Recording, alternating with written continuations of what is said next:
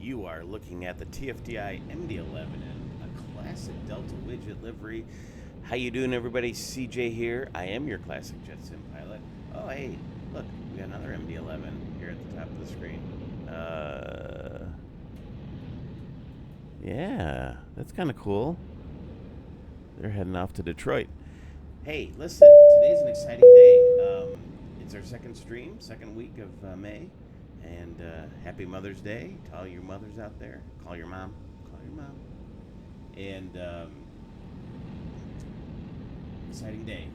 Stream number 2 in Mad Dog, or I'm sorry, wrong airplane. Wrong, excellent airplane. Mega Dog May. And but besides our little stream today, which we're going to be taking this MD-11 on one of their classic domestic wide-body routes between Atlanta down to see the mouse, down to Orlando. We're going to be awarding the drawing prize.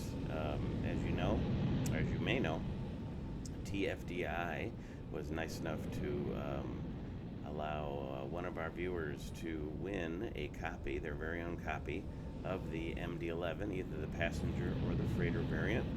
And I'll be picking that name during the flight here. So let's go ahead and get the show on the road, because ain't nothing to it but to do it. So here we are in Atlanta, getting ready to head off to Orlando. And you know what? For a handcrafted airport, I don't think Atlanta's bad. I know we got a new one coming. But, you know, if all the major airports were like this, it'd be pretty sweet. I like that they have the Fly Delta Jet sign over there. Now, the jetways don't really move very well. Don't work with GSX very well, but maybe that's just something I did too. Anyway, yeah, let's get on board and load this MD-11 up, because it's going to take a minute. Here we are, Atlanta to Orlando, 39,000 feet, with a cost index of 94. Just a little over an hour in the air. We'll go ahead and set the payload and fuel. We'll set the, we'll just go ahead and send the flight plan to the FMC, even though we're not quite ready yet. And let's go ahead and do the safety check. The fuel valves. Start switches are in, fuel valves are closed. Thrust levers are at idle, speed brakes are down, flaps are up. Landing gear handle is down. Wipers are off. We've got the external power running. We'll get the battery on.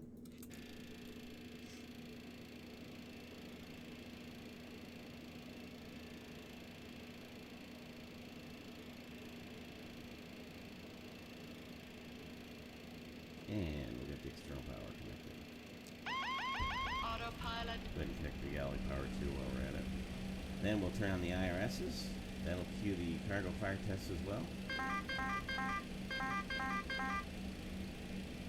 And then we'll do the fire test. There's the APU light, 3 engine, 3 fire handle lights. We've got the master warning. We've got the warnings on the EAD. Engine 2, fire. And we've got the lights on the fuel switches. Engine 3, fire. Engine 1, fire. That's a good fire test. Excellent. Whoop. When you do that, that's bad for the window. When you get the beacon, not a beacon, the nav lights on. And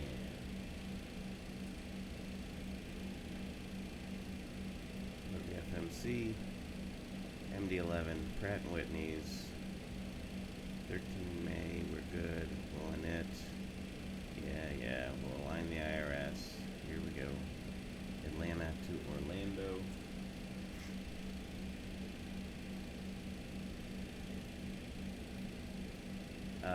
We're not going to simulate boarding today, because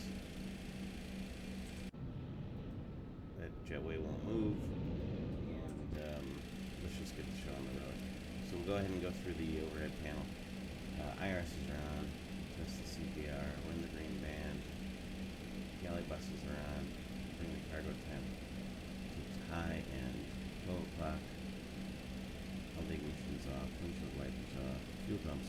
closed. Up top. Do the hydraulic system test. We'll start that going. Emergency power, since we have external power, we can go ahead and turn that on. The gens are armed. We're good to go.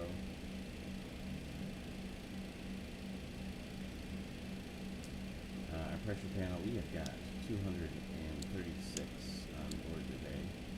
So we'll go to 240. Everything else is set the way we want it.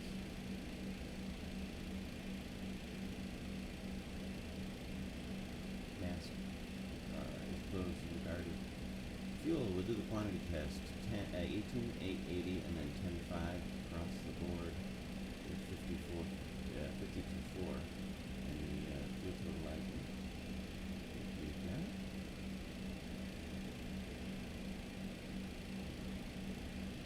We'll turn off the panel lights. Arm the emergency lights. We'll test the emergency lights. We'll look for the emergency light test confirmation. There it is. No smoking sign goes to auto. Seatbelt sign will leave off. Landing lights are off. The attendant calls. Nothing's called. Nobody's called. Logo lights off. Beacons off. High intensity lights are off. Nav lights are on. Going back up to the top here. We've got no lights. We've already tested the fire extinguisher. The evac switch goes to arm. We'll test the jip whiz.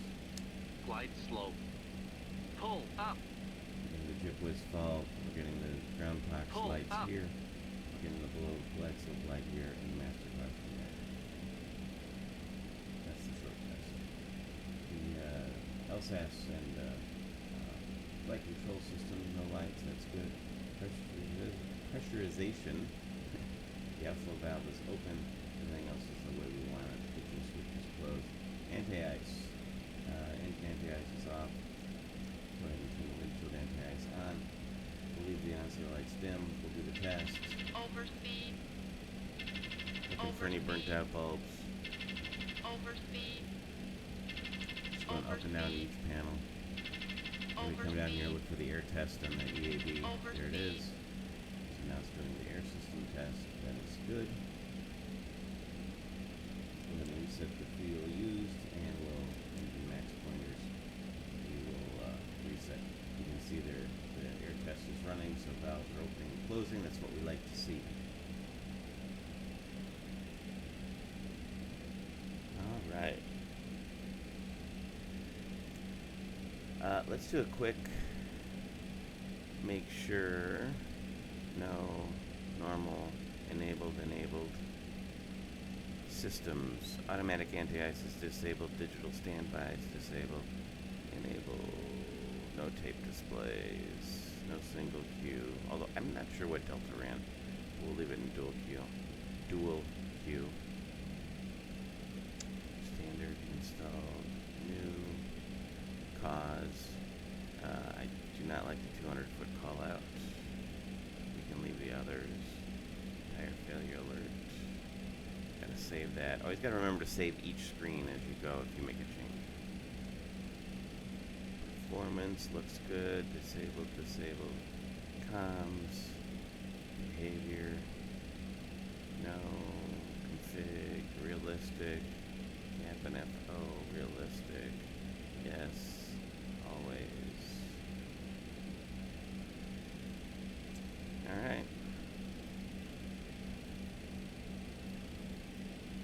We have got everything. Zero fuel weight of 335, 557.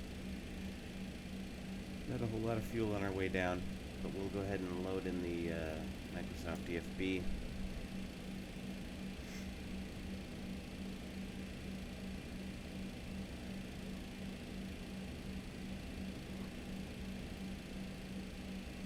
Got our last flight in the MD-11 up there to Anchorage when we announced the contest. It's fun doing a contest. Love it. Good luck to everybody. Alright, we're going to plan on 27 right, small 3, wallet, tree 5 right at Orlando.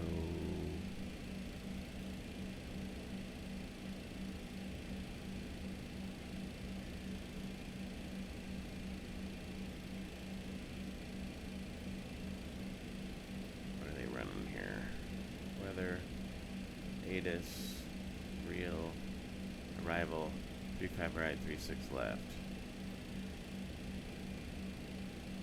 We'll take 35 right, that's fine. I think we park airside 3 if I remember, over in these gates. So we will plan on that. Coming off Branch. Oh, we are coming on the left side.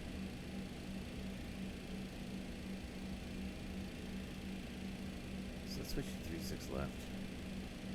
Be a little shorter taxi. 36 left, change to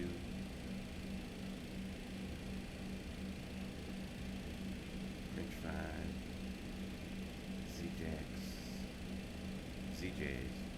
ZJs? Yes.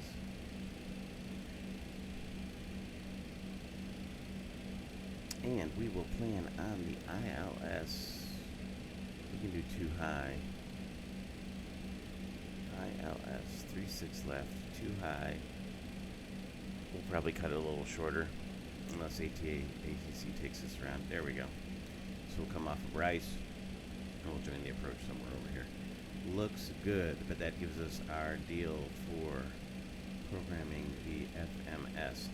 We need the altimeter settings so I can finish my panel setup here. 299er 0.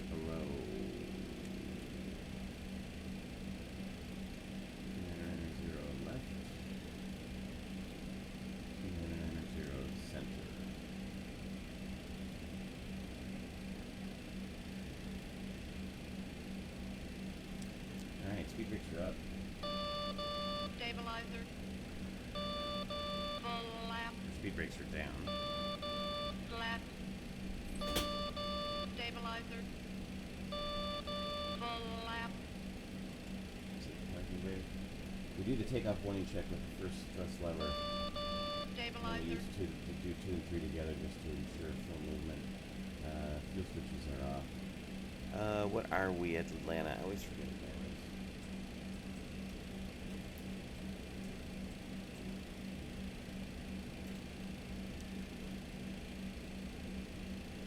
Atlanta's is 119.1. So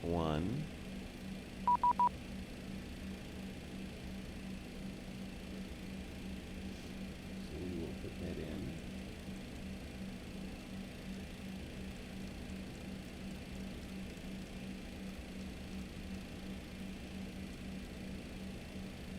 There we go. Like 1, like 2.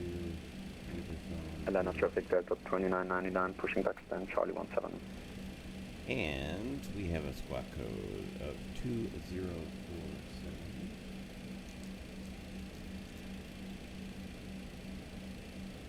TCAS test.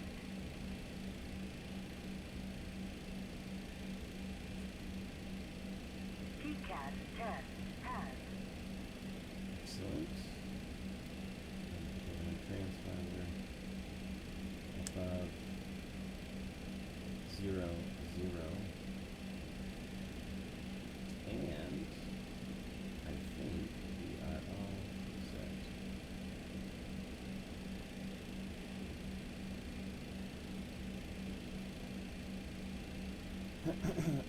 All right, now is when we check the quantities of everything. Which we have good oil quantity. We have good hydraulic quantity.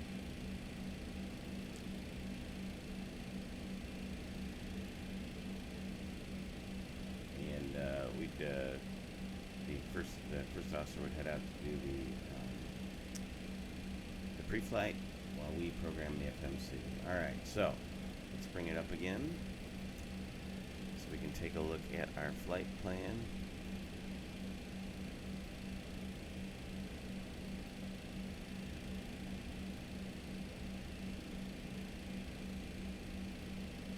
So, Atlanta to Orlando, alternate route. Now, you can put an alternate route in here. Trap till 1646, 7 miles now to the west of the field, passing What the 10. issue with that is that you can't modify the fuel. The Paget 2 departure. And it doesn't always match up with flight level what 350. dispatch is giving you. So, put in a 0. And that, by the way, that is extremely real. That Delta 1999. One cruise level today, right on up to 390 since we're relatively light.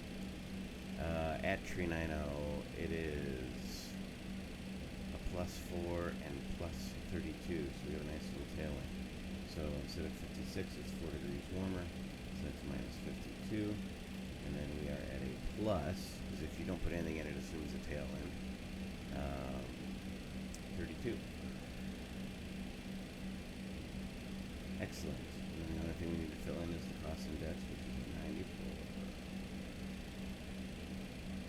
On the flight plan, departing Atlanta today, what's it got us on? 27 right?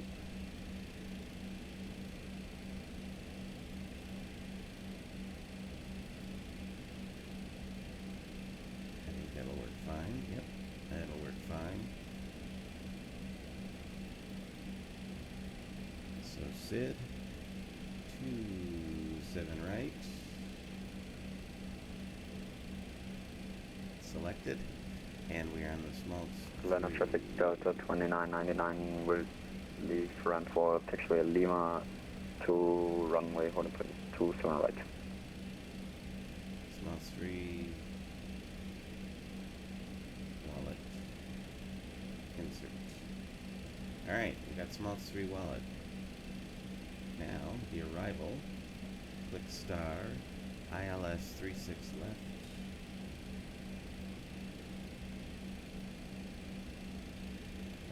Too high. Yeah, Grinch 5. ZGX. Grinch 5.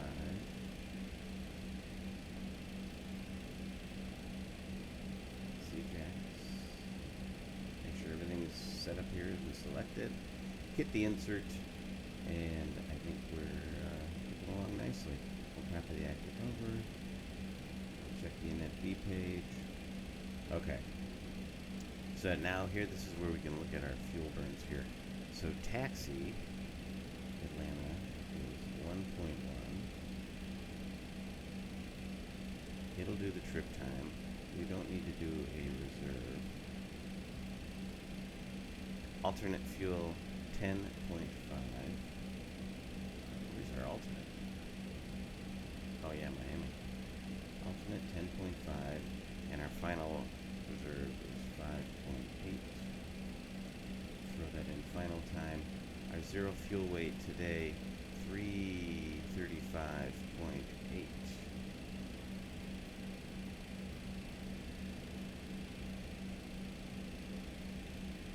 Is our zero fuel weight.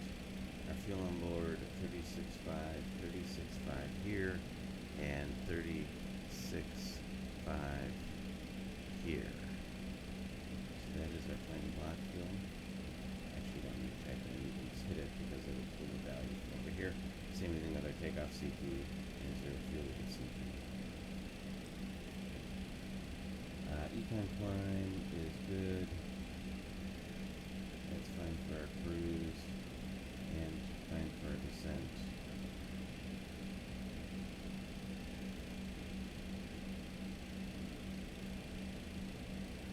Takeoff page, and we will compute our performance.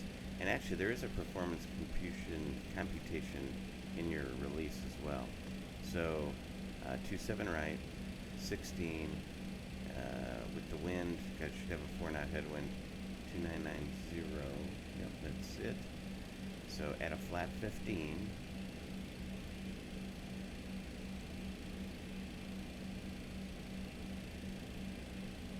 At 134, 140, 154, 371. Yeah, that was our proposed takeoff. And this works all the way up to 445. The airframe is the takeoff limit.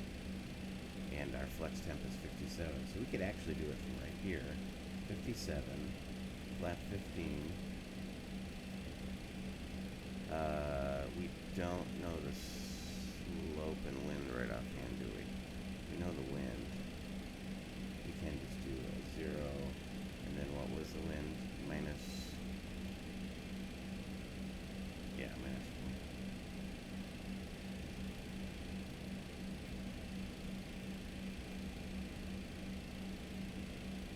1. Oh, it wasn't tailwind, was it?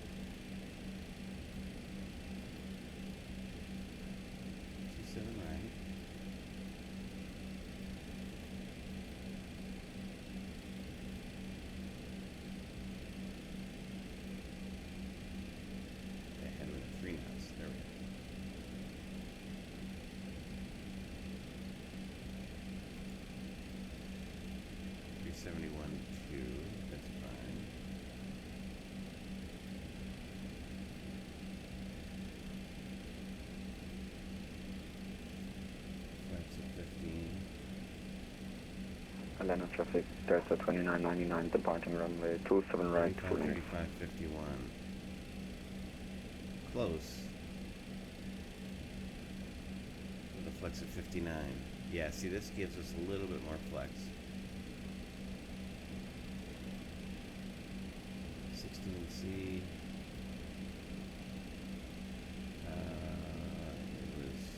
Was there a slope on this? There's a slope, 0.3. It's not much of one. 0.3/3.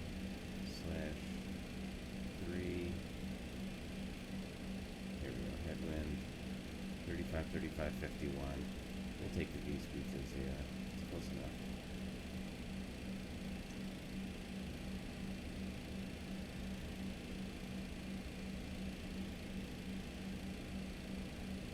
And let's take a D rate too. D rate of 20.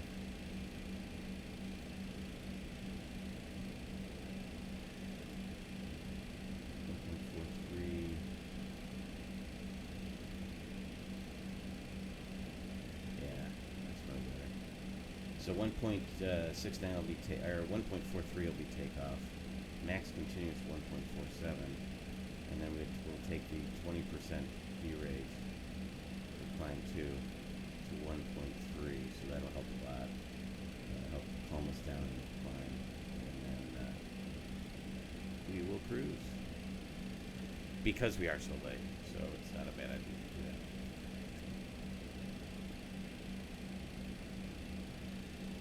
All right, I do believe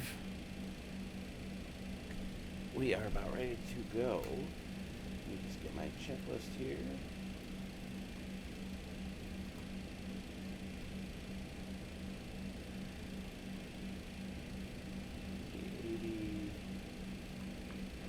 Atlanta traffic, Delta 2999, airborne passing 2,700 feet, climbing 10,000 on the Varan to departure. MD-80, rudder pedals and seats adjusted and locked, windows are closed and locked, O2 mask, interphone pressure set and checked. I didn't really check it, but we can right now.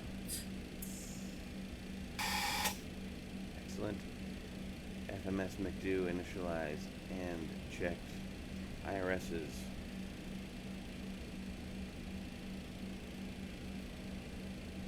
Are all in nav. Fuel panel quantity distribution. We are at 36,500 pounds. Evenly distributed.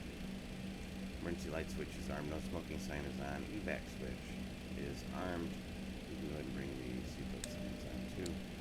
AFS control panel is. Let's set this up. We can do that. Oh, I need to start my.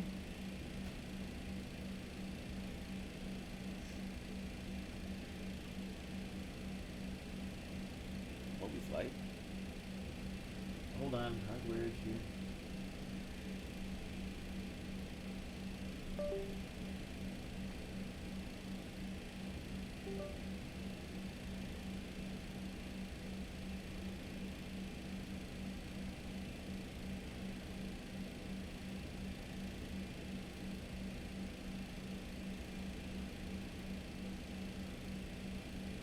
Still having hardware issue. Yeah, I'll worry about that in a second. 250 knots are heading off of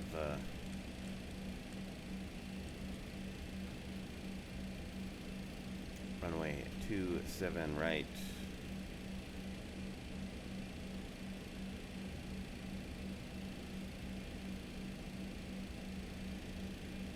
Well, it's 275 initially.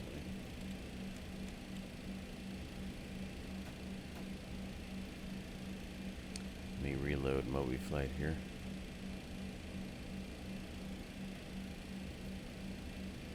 Bear with me. 10 Delta Alpha. We are in this beautiful Delta livery made by the team at coming out of Hughes. Love it. I am fortunate enough to be a Hughes partner, Hughes media partner, which I am honored to be, because they put out some very nice liveries. 810 Delta Echo. Alright, we're loaded up into Volanta.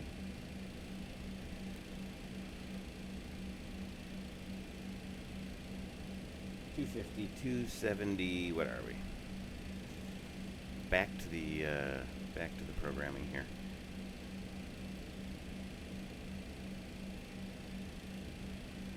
Oh, it is 275. Yeah, I should believe that. I didn't know if this version did it that way. 275. So this is correct. 275, and we can head right up to 390. We got no ATC to stop us. We got everybody going. We can arm nav and arm prof, and you'll see it arm here. So nav.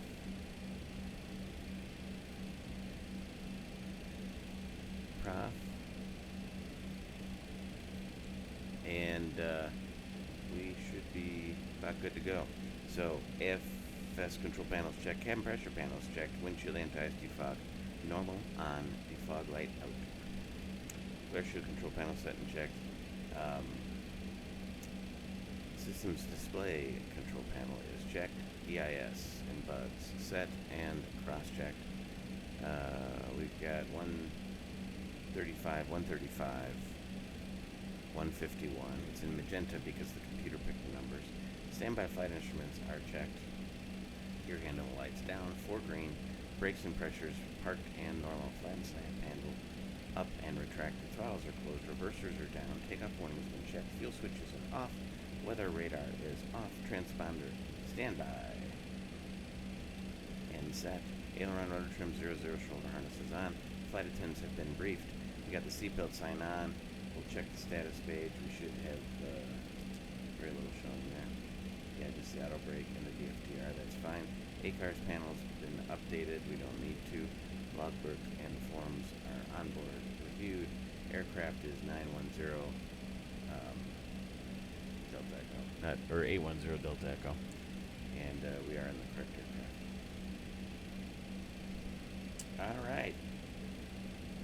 Let's get the show on the road. So, to get everything fired up, we'll turn on the hydraulic pump. The auto brakes to medium. Thrust levers are closed. Beacons coming on. And we shall let GSX know we are ready to push.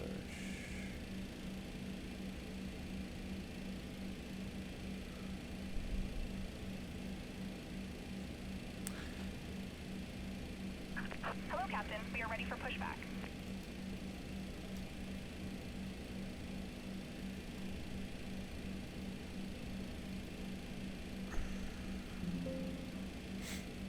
I am attempting to set up the push-to-talk switch.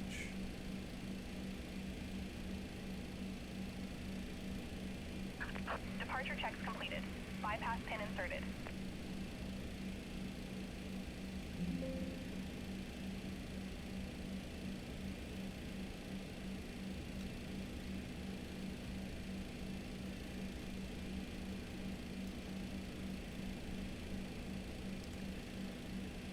Does anybody have this issue with vPilot?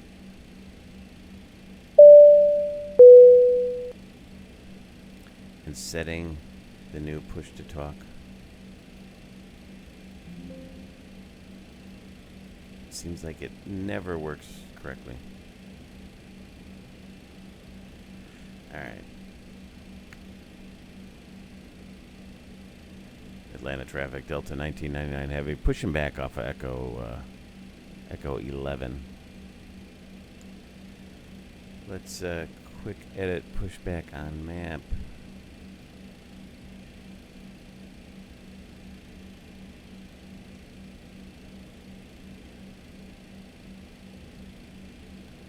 I feel like I would like to push back onto Delta here.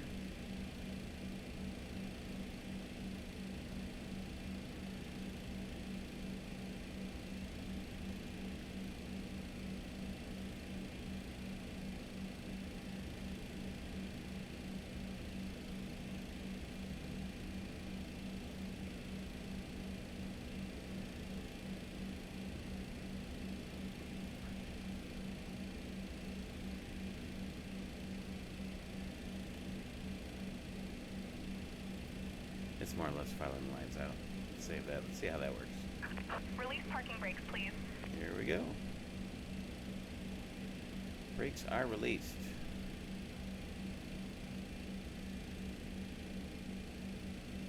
What are we waiting for? Oh, jeez. Yeah. Okay. I almost did the cardinal sin by disconnecting the GPU. Oy vey.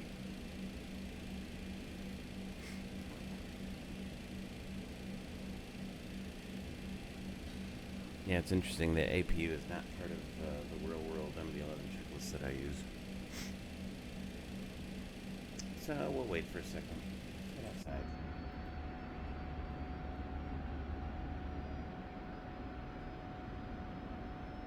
Admire the work that the Hughes team did on the MD-11. I want to say silky smooth. One of the founding members of Hughes did this livery because he is a huge Delta fan. Love the widget.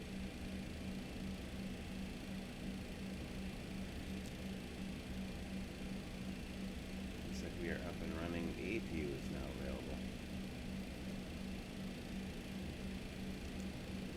Disconnect the external power there. We can disconnect it here, and we can remove the wheel shocks, Commencing push. and away we go. All engines clear. Start at will. Now we're cooking with gas and oil. We're gonna end up over on taxiway Delta. See how well it follows the route I chose. I have us going out here, hooking up with this taxi line, and then on out onto Delta. But in the meantime, let's get her fired up. We'll turn number 3.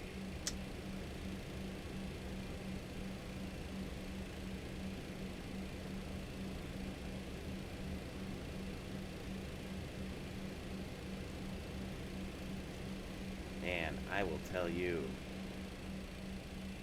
now we can turn number 3. Boy, my mind is just elsewhere this morning.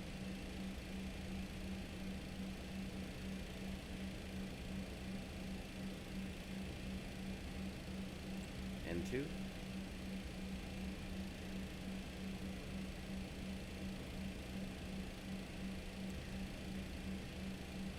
That's why there's multi-crewed airplanes.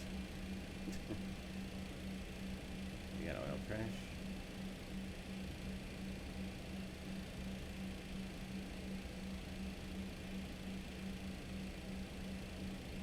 That looks like a button exploding. EGT.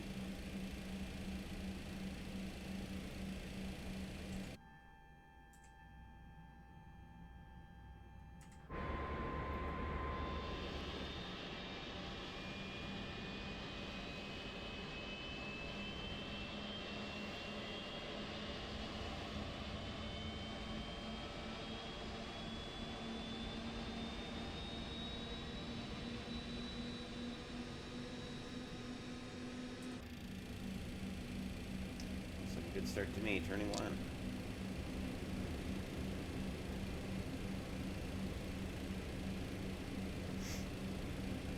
Pressure. N2.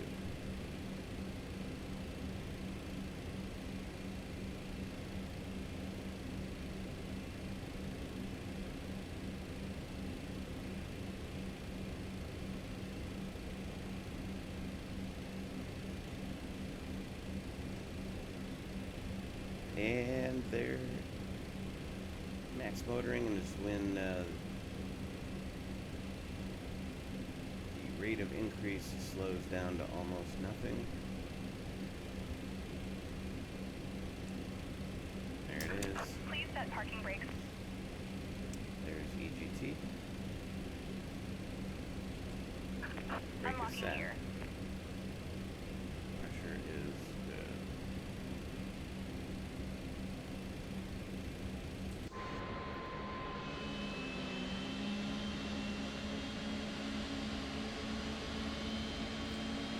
Kind of a rainy, dreary morning in Atlanta today.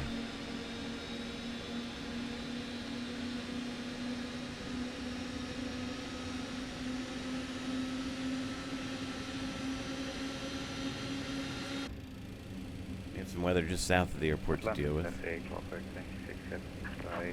disconnected. 5 has been removed. Left is clear, right is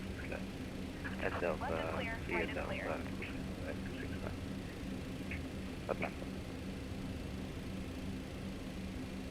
It's a good start there, and we'll turn 3. We don't have a very long, whoops, we don't have a very long taxi, so we'll,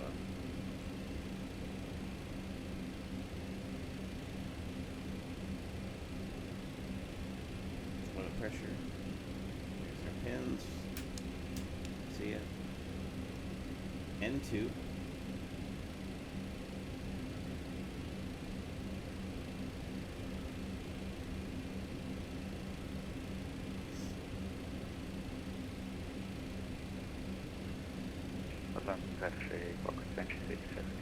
Clear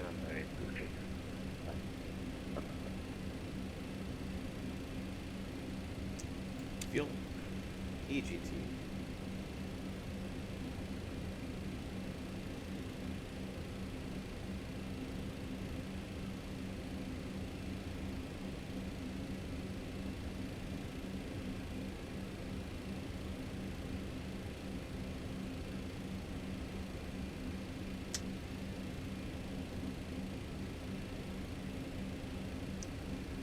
Alright, the starter has cut out. We have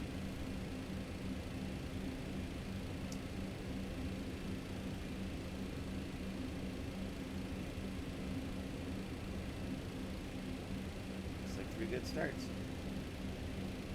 Oh, one too far. Turn that off. That should shut down the APU. We don't need any anti-ice. We would arm the speed brakes. The auto brake is in takeoff. Set the flaps to takeoff. Bring those slats out.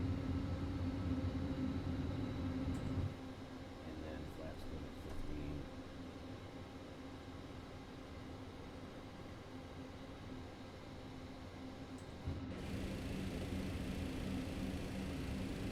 15. And we do the after start checklist.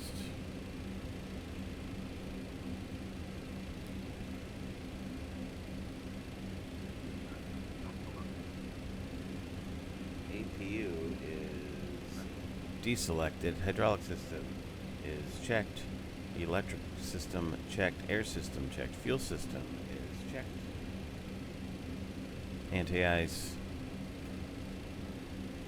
is as required. Go to the config screen. Do our control check. Pull up. Pull down. Neutral. Pull left. Pull right. Neutral. Pull left. Pull right. Neutral. Flight controls are checked.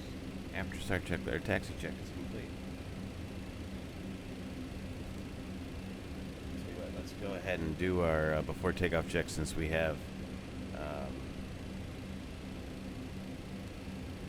nav is armed, prof is armed, so the glare shield control panel is checked, anti-ice is off, stab trim, we need, what do we need, 6.0. departing runway 26 Trim is set, spoiler is armed, brakes are in takeoff, flaps and slats. 15 is required. 15 is set. 15 is indicating. Takeoff data and bugs, runway 27 right, 35, 35, 51, with a minimum clean speed of 219, so we have 250 in the window. EAD alerts are checked. We just have the brakes to go. We'll check the box on takeoff. We'll do the PA. We'll hold right there. Atlanta traffic, Delta 1999, taxiing from the Echo Gates, runway 27 right, via Lima. Here we go. Next lights on. Clear left, clear right. Atlanta traffic, cockpit 2675, clear runway 26 right. Atlanta.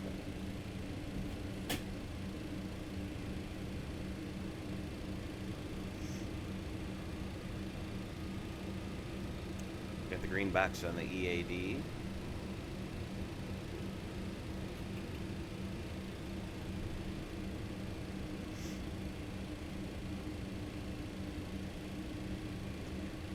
By the way,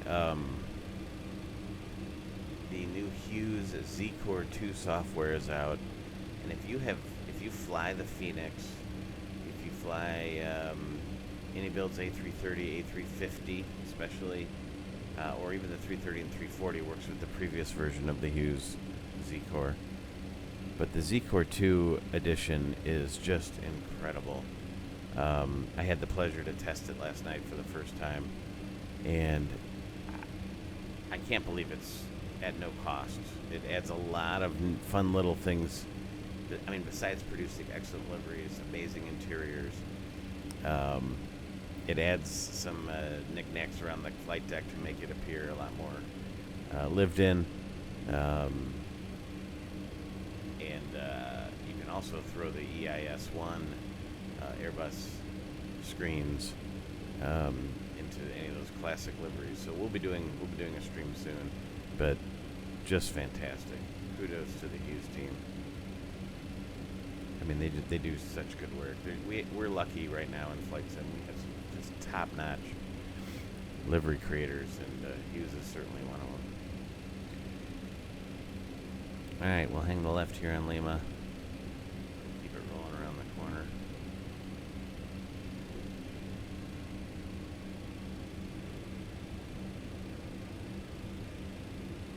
Although I think the standard taxi route here is to take Juliet here, or what? I can't remember what this is called. Yeah, maybe, yeah, it's Juliet, and switch over to Mike, and then we take Mike down to Lima Charlie. Plenty of runway. Oh, was that lightning? I did see some weather south of the field. Well, we'll flip the radar on then once we get over here. There's no terrain to worry about around Atlanta, so we'll run the radar on takeoff.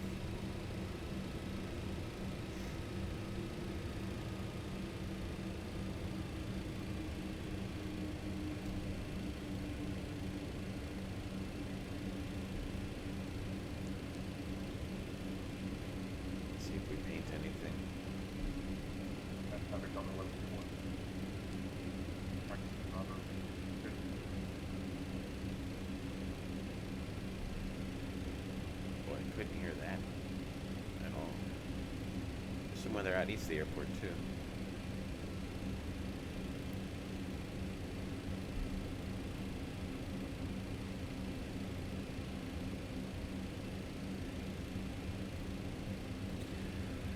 Okay, I don't see any inbound traffic for the 27s, so I think we'll be good to launch.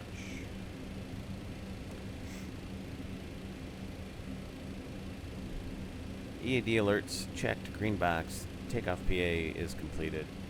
Moving our transponder and lights to go.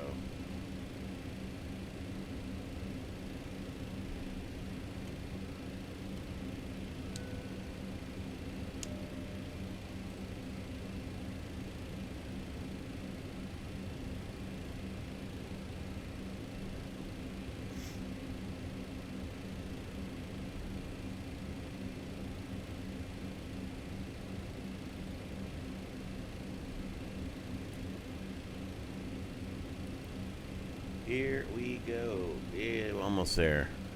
For a short taxi, choose a long taxi. Of course, I'm not taxiing very quickly.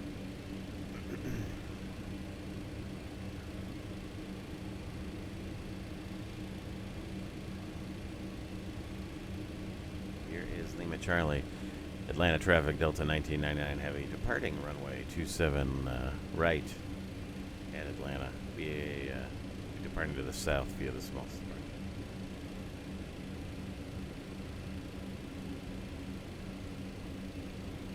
Lights.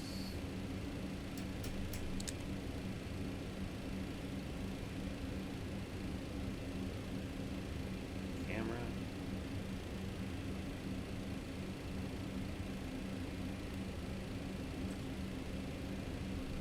And action. Packs and clock. Clock in the MD-11 starts automatically.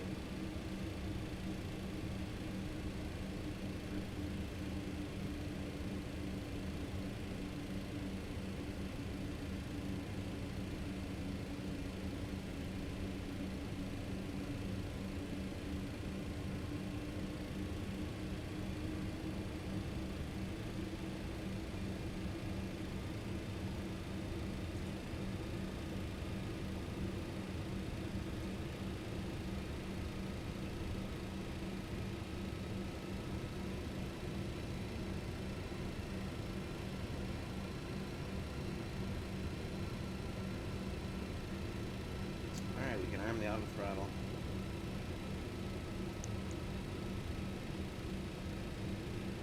And here we go.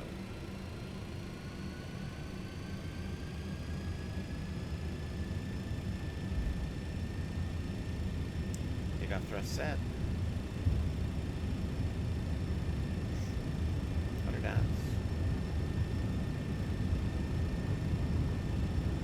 B1, rotate.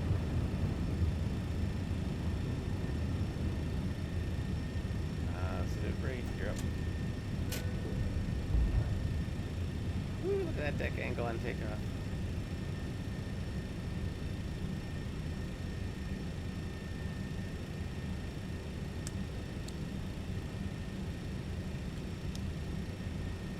We are light, chat.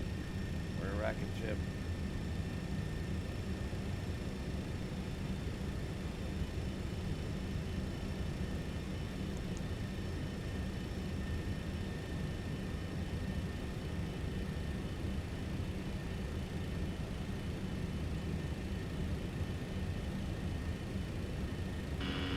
Stabilizer motion.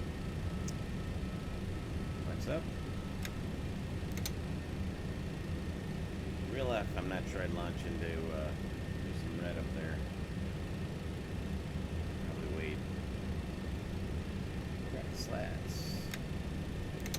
Slats retracted. Speed brake is disarmed. Stabilizer motion.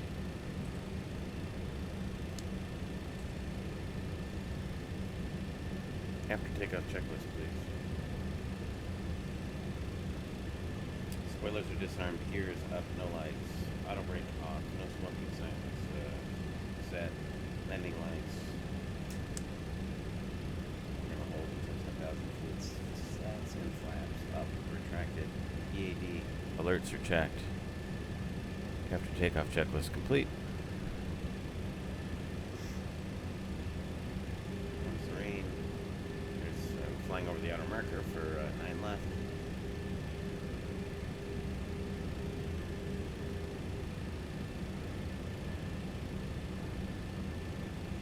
Watching that temp, plenty warm. Not in need of any.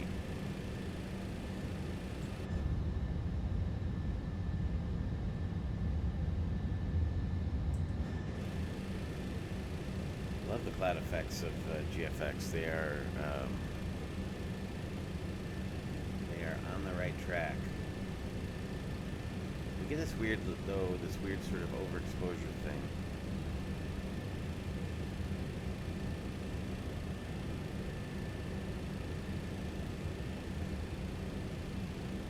Coming through the clouds, though. Yeah, and I definitely would not be turning left into this. I would either want to head out and around, or I would have taken the turn much more quickly right after your departure. Probably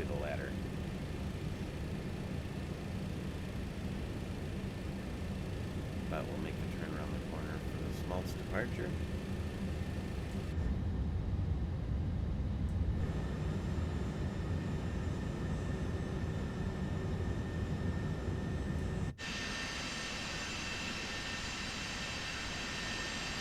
What a magnificent aircraft, huh?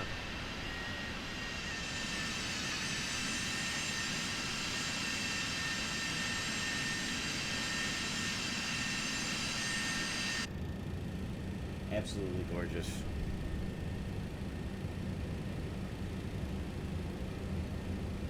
I really enjoy this MD-11. It's funny too, because at first I was kind of meh about it, you know. A DC-10, a little more classic in my book. Well, I mean, certainly avionics-wise, that's for sure.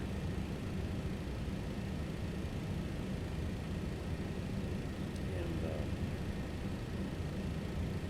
I don't know. It's just I was very sort of whatever-ly cool, but.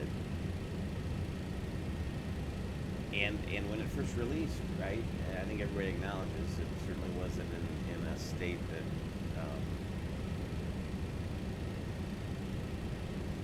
appealed to those who weren't just really excited about the MD-11 coming to flight sim. It was a little rough, but to TFDi's credit, we had a good long period of time where the updates were regular and meaningful. And then there was a bit of a lull, but they got the airplane to a decent state. We were all enjoying it. And then there was a bit of a lull while they finished up the last bits of their updates. And boy, what we have now with the extended sim, with the failures, the systems integration, it's a pretty good product.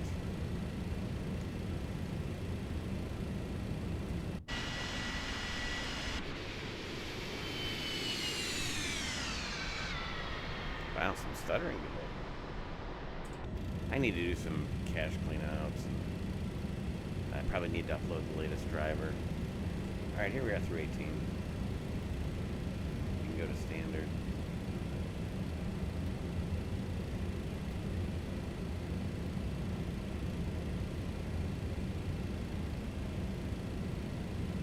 There was little CJ leaving. She is in a play this summer. Local theater, so she's heading off to do her Saturday morning rehearsals. All right. Excuse me. Where was I? Through 18. Lights.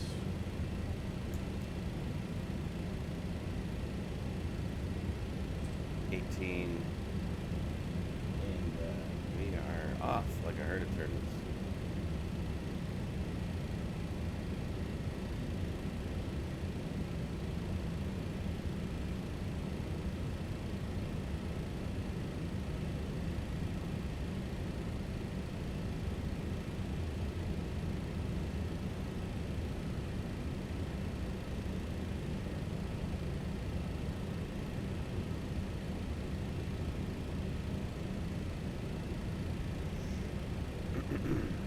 One moment, and I have to text somebody.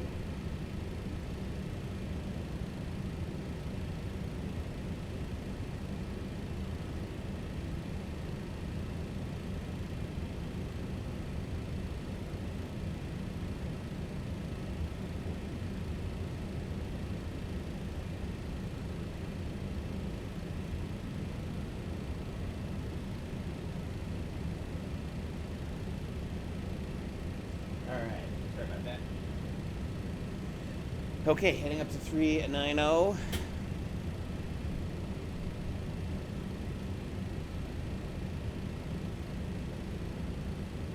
And yeah, so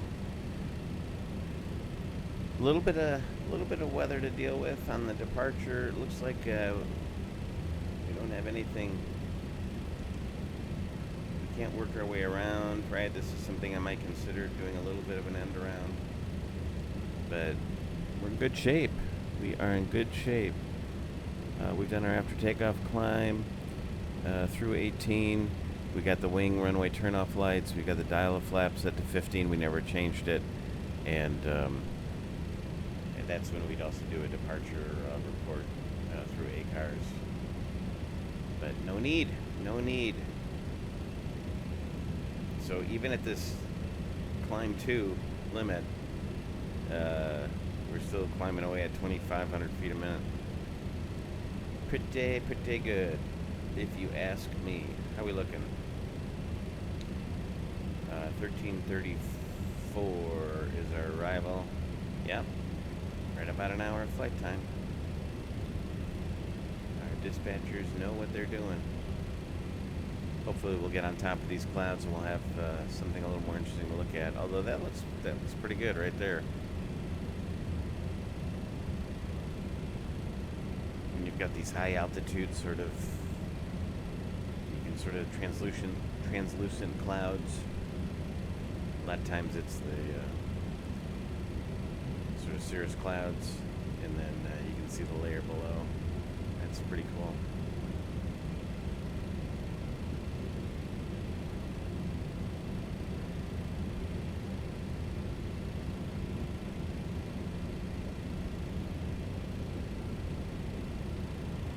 Pretty cool. All right.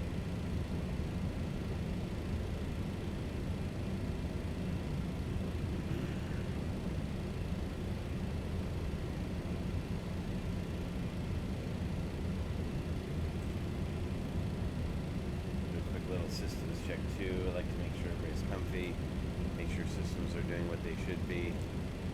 Good pressure, good pumps. Gens are all taking load the way they should be. Temps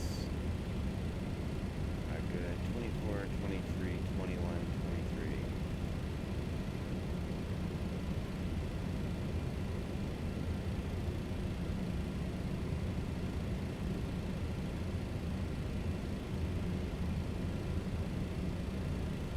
Yeah, it's kind of warm up on the flight deck. Good grief.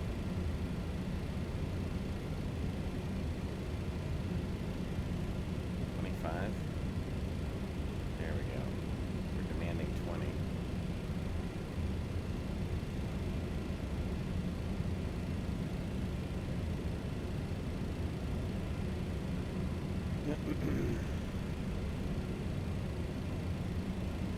Fuel is good. Not much for this bird. She's got long legs, although not as long as was advertised. That was sort of its downfall. Never quite met expectations, economic expectations, for passenger service. But the MD-11 certainly proved herself in cargo ops. Barring the horrible UPS tragedy, it's been very successful. And that's why we're doing Mega Dog May, because the end of May, FedEx is still saying they'll be returning them to service. It sounds like the first run they'll be doing, I'll be keeping an eye out because we'll probably do it, is between Memphis and Miami. Memphis, Miami, Memphis, Newark will be the first routes for it.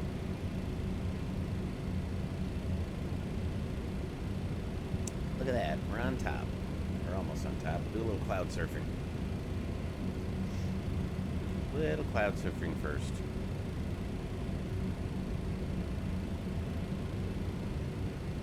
One of the best things about flying is when you're just at the top of an overcast.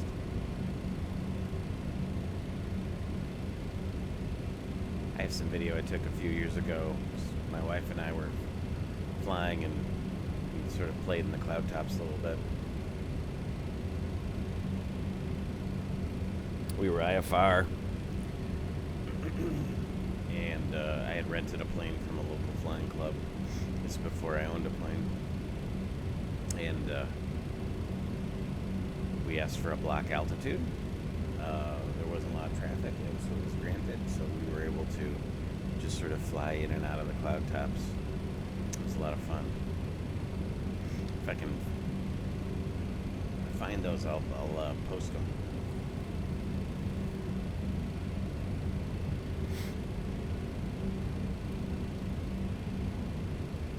Alright, so while we're getting up to altitude here, I'm going to go to the channel and prep for the giveaway.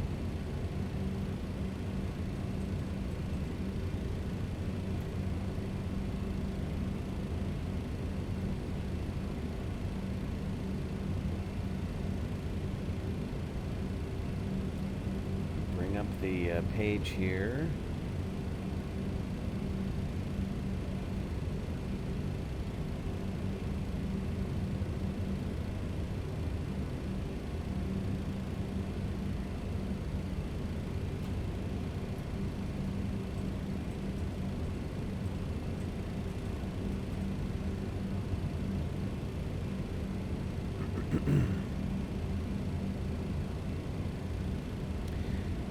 Alright, out of 35 for 39, coming up on wallet.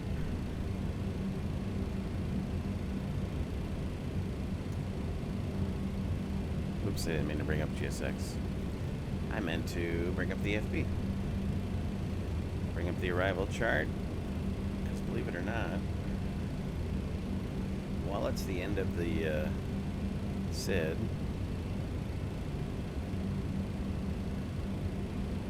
Z-Jakes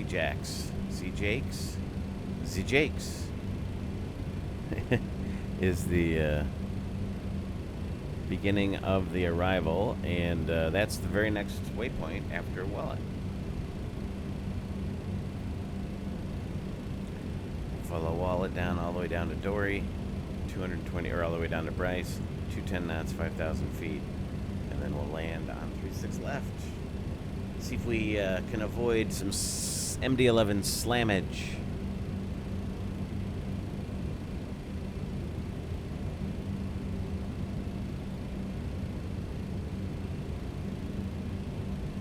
While we're here, let's do a quick check. Make sure we don't have a fuel leak or anything goofy going on.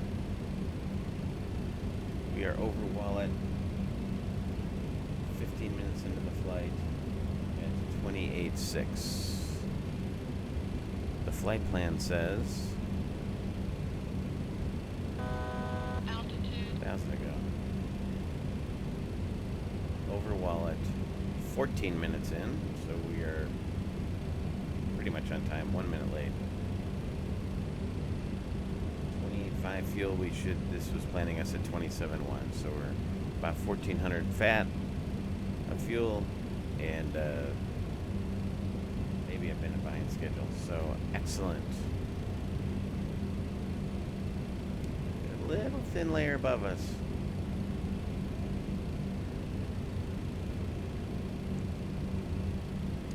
There's Z-Jakes, our next waypoint.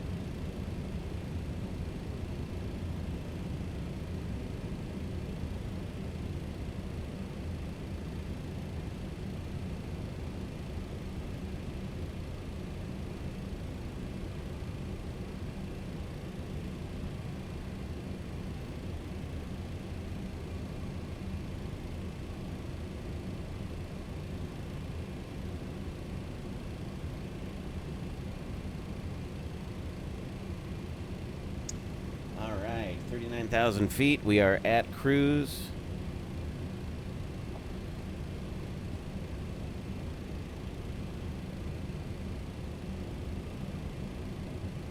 We will come down here. I like to put the transponder to below in case we need to make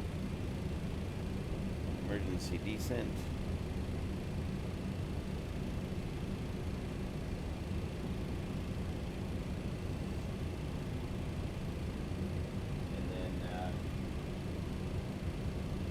Dial flap is at 15, which is on the climb, but I also like to check that after we level off just to make sure everything's configured. And we don't have long, and we'll start prepping for the descent. In fact, what we can do, we'll let people up for a few minutes. We'll talk to them, tell them they have about 20 minutes to get up, move around, but this will be a quick flight, of course. Well, the good news is, you can click it and pull it up.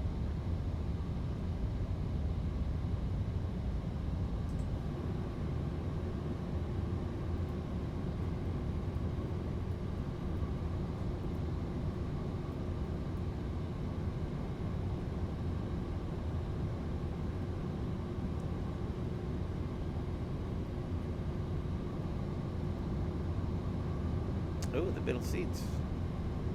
I didn't even notice that.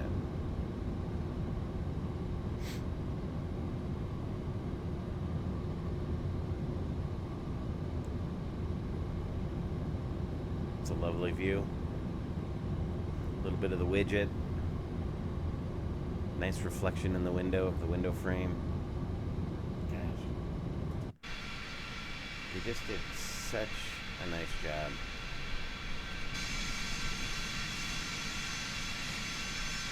I just want to sit and look at it for a minute before we plan our descent.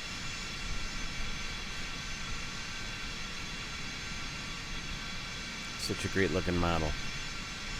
And such a fun livery. I gotta say, I'm not a particular fan of Delta's modern day livery.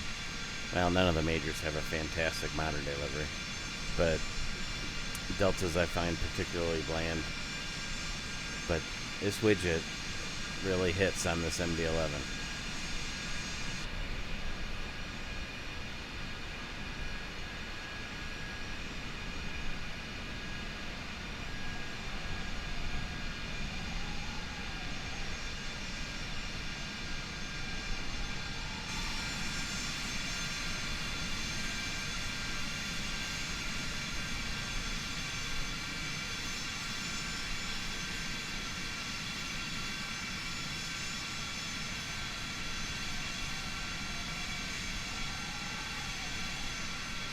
So cool.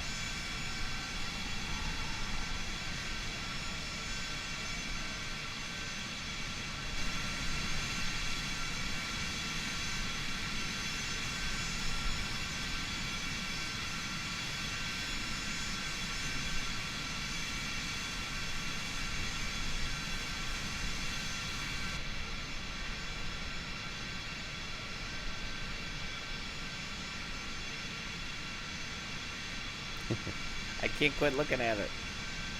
I don't want to go back inside and work. All right. So let's talk about the arrival.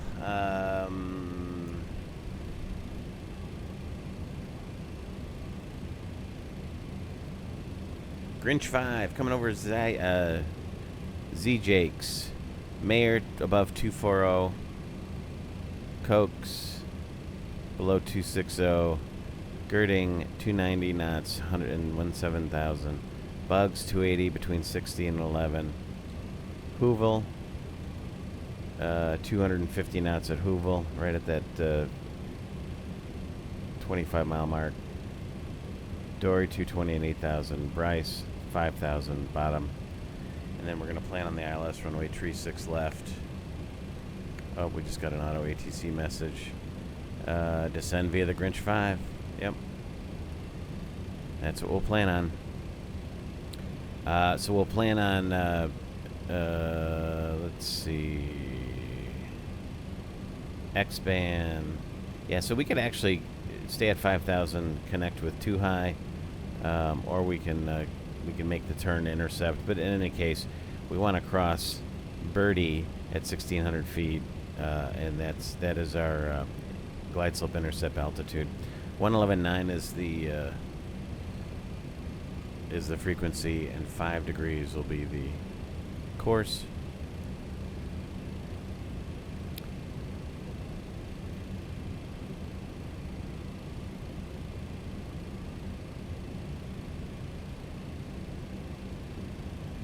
The minimum's 293 feet.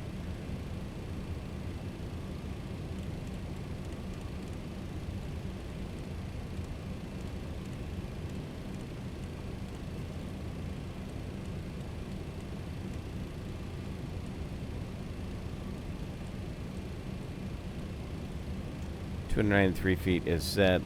That's about 200 feet above the ground. We need an RVR of 40 or 3/4 of a mile.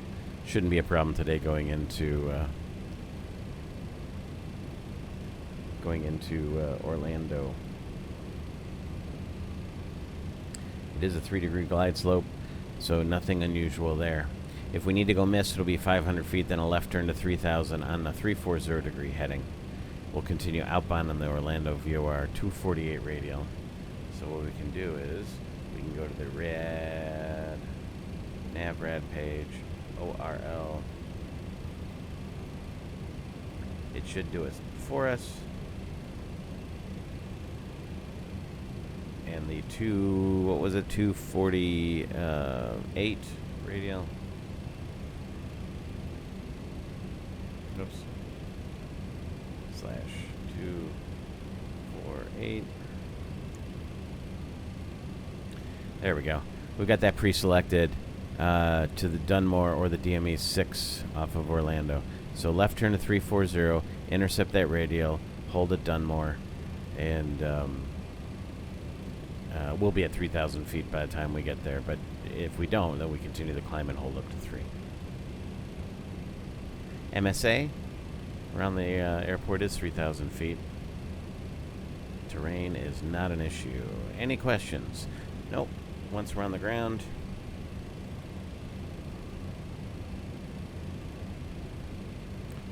we'll land 36 left. We'll probably exit here at Juliet, I would imagine. And we'll take Charlie down to Echo and then head into Airside 3. And there's some heavy gates here in the corner, if I remember right. And that's where we'll plan to park.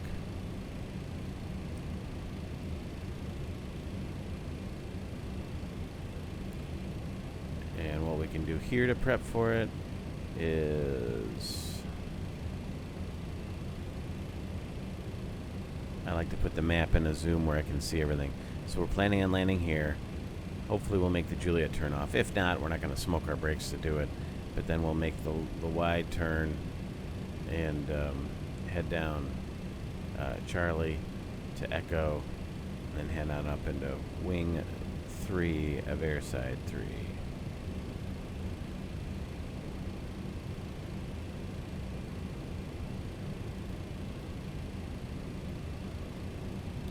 That's the plan. Got our top of descent about 60 miles away, so we are in good prep for that.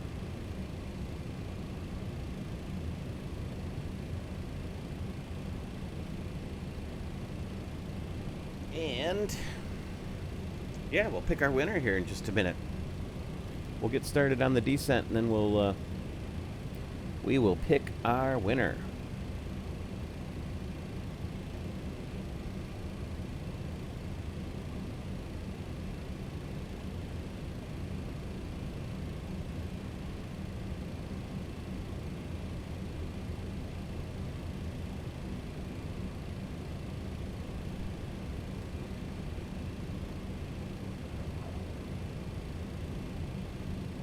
Our FMS is set for descent.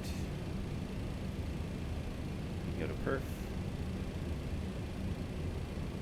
On the next page, here's our descent, 821. That is our current, so 821, 310 knots is good. We can put in our descent forecast. Let's look at that, even though we may be too close for it to make a material difference, but let's do it. Let's take a look. Oh, Orlando is IFR. I swear it was VFR earlier. Let's see. 505. Yeah, 700 broken. Oh, nice. 29907.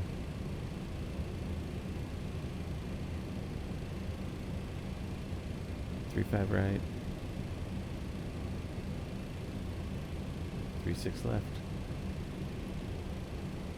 Well, we're planning on the ILS 36 left, even though they're running the RNAV 36 left right now, but that's fine. Since it's uncontrolled right now, we're good.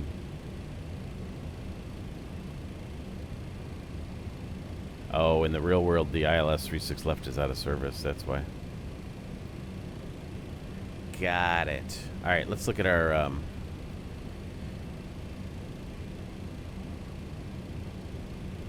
winds aloft for the descent. We're at 390, so let's put in 350, and it's 271 at 83. Put in 200, since we zoom right through these altitudes. 258 at 49. I'm pulling them out of the descent chart here, a descent table of the wind information. 150, or let's put 100. in 27621. Oops.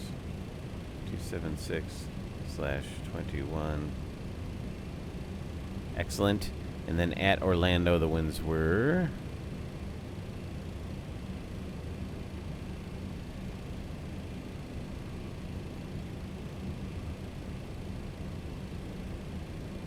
(350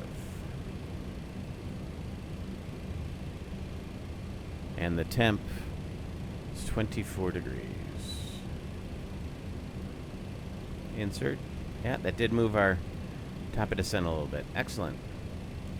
So we can return to descent mode. The tailwind, a little bit of a tailwind in the descent, gave us, pushed our top of descent a little bit closer to us.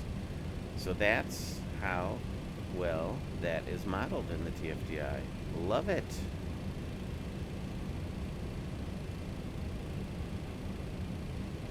And our pressurization should be set up for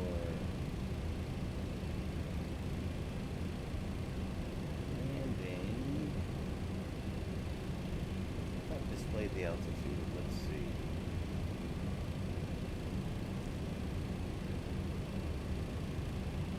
Yeah. 96 feet. There we go. We are good to go. 24.3 is CTAF at Orlando.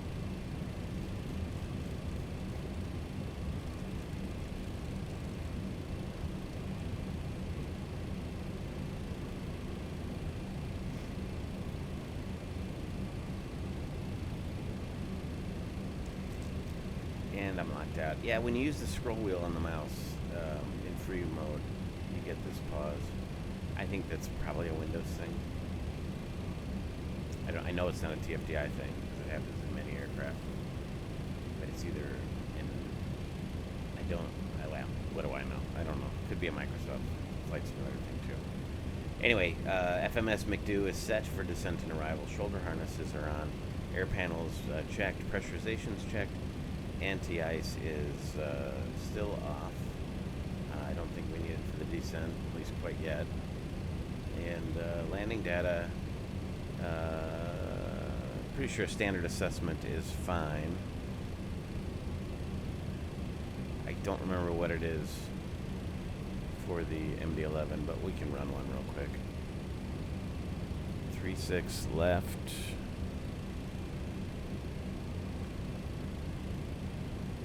We'll call it wet. Get the weather. Set the landing weight. Calculate it. Not a problem. Auto brakes on min, reversers all. We're so light, not an issue. We've got 10,200 feet available. We only need about 5,000 feet.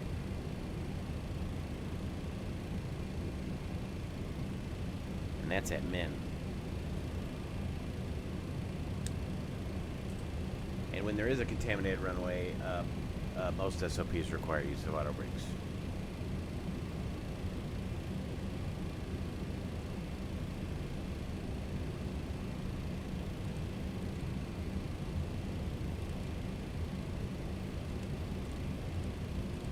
Bottom of our descent is 5,000, I believe.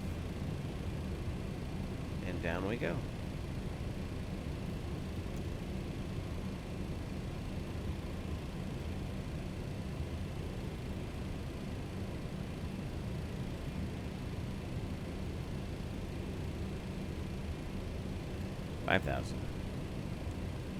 So 240 is our next limit.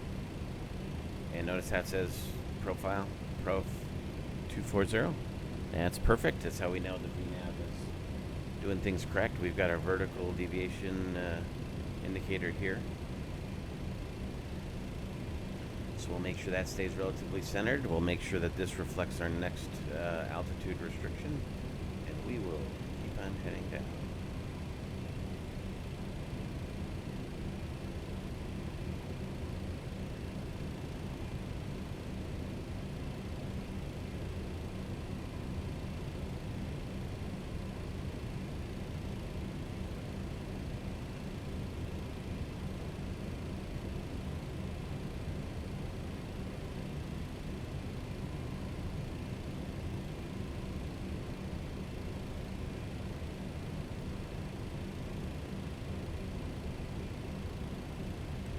looking good.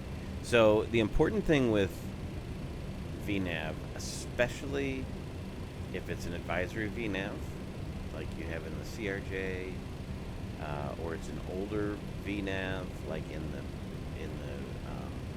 MD-80 or the A300. But in general, in the flight sim world, even if it's a more modern VNAV system, because these aren't the actual avionics, they're programmed, and there are inaccuracies, you still have to fly the plane. I can't emphasize that enough. It's important to continuously monitor, and if the plane's not doing what you expect it to do, then you need to make it do what you expect it to do, and not sit and let it sort of do its own thing. I mean, obviously, there's a way to allow for some deviation, because you may not, right? You may not be exactly on. It takes a second to recognize when there's a deviation happening, but listen to VATSIM, and you hear all the time controllers saying, "Where are you going? What are you doing?" And the answer usually is the autopilot. Well, you're still flying the airplane, so goes the autopilot, so you go. And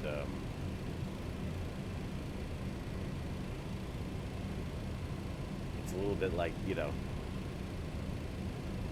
using, well, nobody told me as an excuse at work or at school, when in fact you were told. 5x5.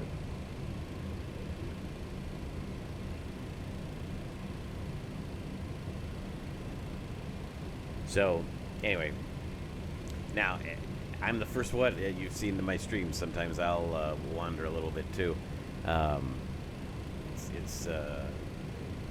It's a challenge. We get complacent, and the whole point of flying on VATSIM, in my mind, is to mimic real-world operations. And if you're going to fly on VATSIM, and not take it as seriously as you can. Orlando traffic, Frontier 27, radio check, please. Radio checks. Thank you very much, Frontier. Let me show you how to do a radio check. You look at your vPilot and look for a frequency that's not being used. So right now we're on 24.3, right, which is CTAF. 24.2 is not being used. So come down to your radio, put in 24.2, but pick it. It can be any frequency. 24.2 can go here on your number 2 radio. So make sure they're tuned to the same radio. All right, 24.2, 24.2. So now I didn't have to do that. I can do it right here. 24.2 is in the active. 24.2 is in the active. Make sure both are turned up. And then when you transmit, radio check, you can hear yourself. So listen, radio check. You see how you could hear yourself on the radio? I could hear me in the radio. So that's how you can do a radio check. And you're not having to ask for a radio check.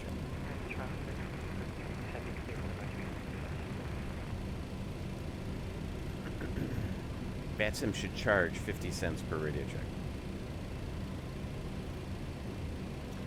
And I think it's good to do a radio check. It's not a big deal. I mean, it's nice to know your radios are working, especially when ATC's not on. And there's especially no reason to do a radio check, really, when ATC is on, because just make your first call. It's usually on the ground. Sometimes it's in the air. But if they can't hear you, they won't answer you. But do the radio check on a discrete frequency. Works every time. Just a suggestion. I'm driving Delta 16, so we're pushing back.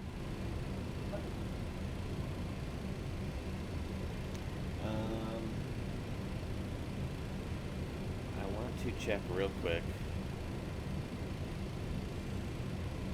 Flight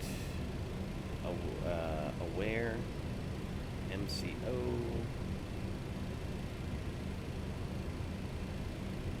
Orlando International. More details. Scheduled to depart. I'd love to find a wide-body Delta. Although I'm afraid this time of year, I don't know that they have any wide-bodies.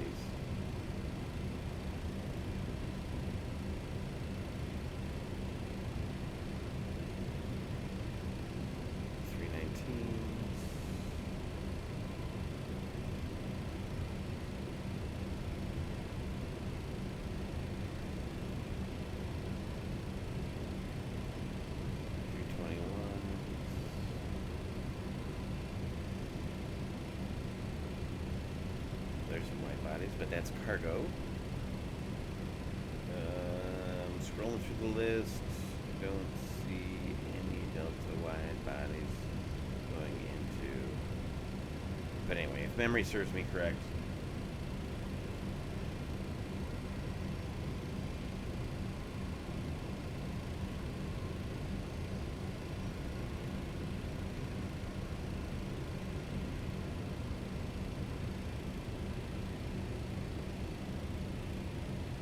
Gate 85. By the way, we're over 17,000 feet, hitting this mark, 290 knots. We're slowing, so we are on schedule.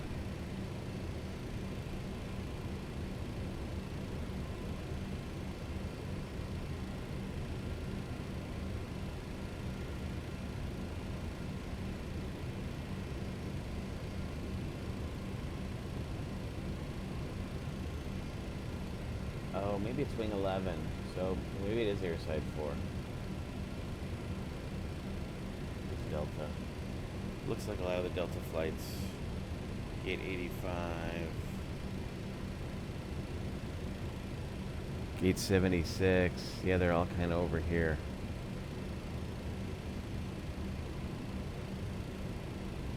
'71. Yeah, alright. Well, we'll find a wide-body gate over here, airside 4. My bad memory. Back to the Grinch arrival.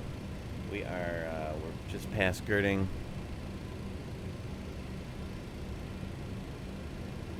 .290 above 7. Bugs is next. Between 11 and 6, 280 knots. So we're doing good.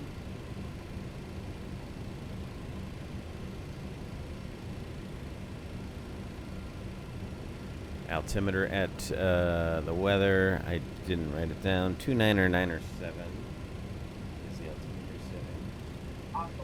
Traffic Delta 1654, taxi 25 left.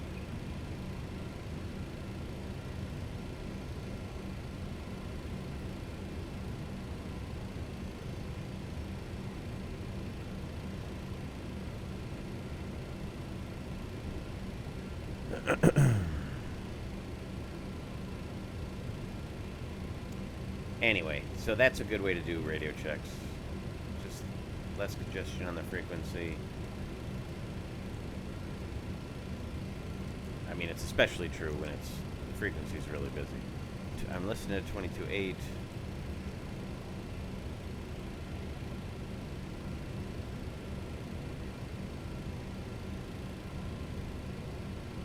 But we'll remain on CTAF. Okay, we're doing good. There's Grinch.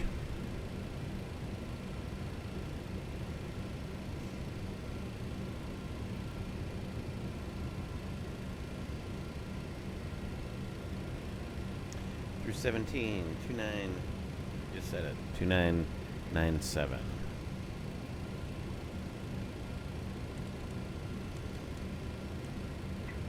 Orlando traffic, Frontier 227 at 71. New City, pushback and start. Tail to the north for runway 35 left departure. IFR to St. Mark. Frontier 227.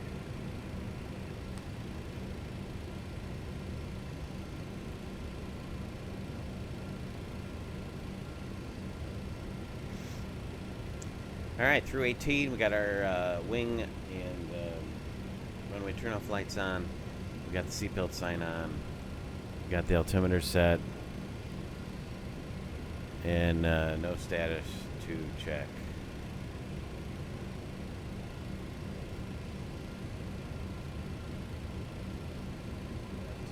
foot line. We're doing good. Bugs between 16 and 11. There's 16. 280 knots. Airplane's flying the Arrival quite well, I would say.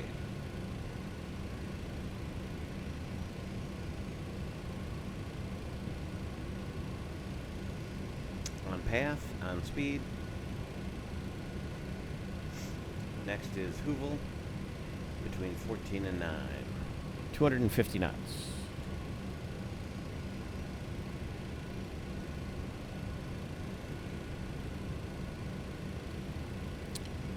All right, so let's get ready to do the giveaway. I loved all the comments. I loved that we had a fair amount of entries, right? I'm just little stream here. I'm not big stream. We're closing in on that 1,000 sub mark, which I'm excited for. I'd like to do a live stream for my first live stream to be at that 1,000 sub mark. I think that'd be a riot. And if you recall, what I asked everybody to do as part of the entry is to... Oh, there's some traffic. Oh, that's the American... It's an American jet heading north. I can see him on BATSIM radar heading to Knoxville, Tennessee. I asked you to use the hashtag TFDi winner.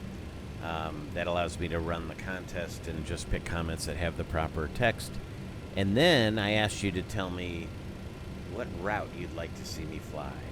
So I will have you, TubeBuddy, pick a winner with TFDi winner in the hashtag TFDi winner. And then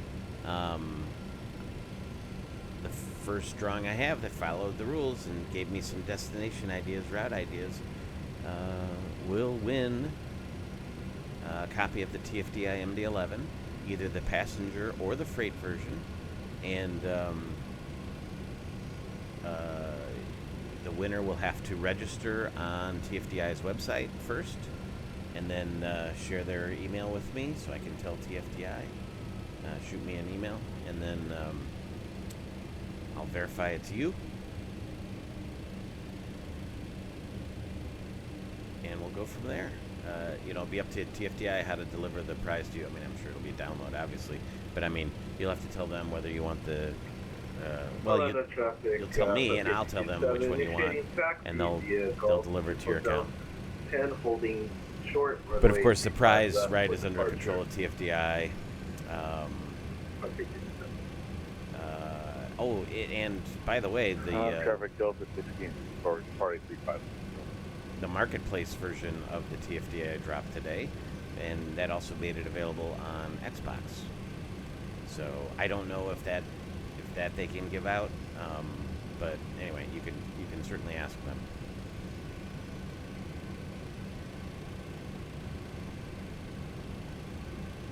It's my understanding that the Xbox version will not be able to have several of the features that are available on the full version, like the extended sim, meaning failures, persistence with the systems, things like that.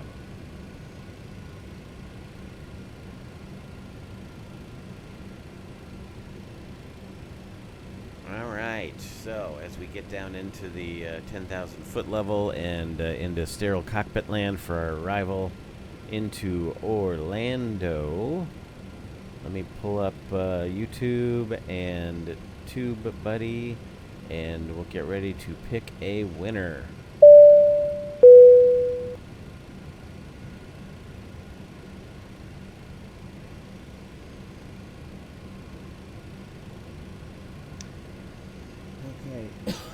Excuse me, our next waypoint coming up.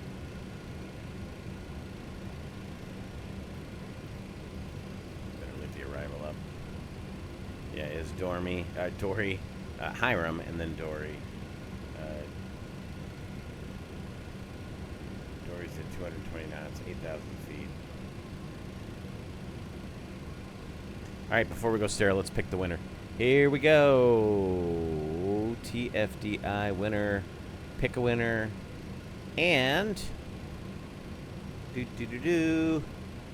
winner is Strelock Bear 1988. Hey CJ, the route I'd like to see echoing another Brazilian route, but a domestic Varig milk run in Brazil. Flight 2374 from Galeo to Natal and then to Fortaleza.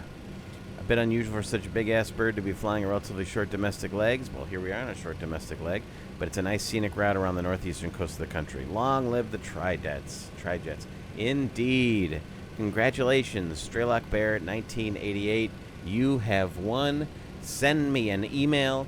You can send it to my email address is on my channel.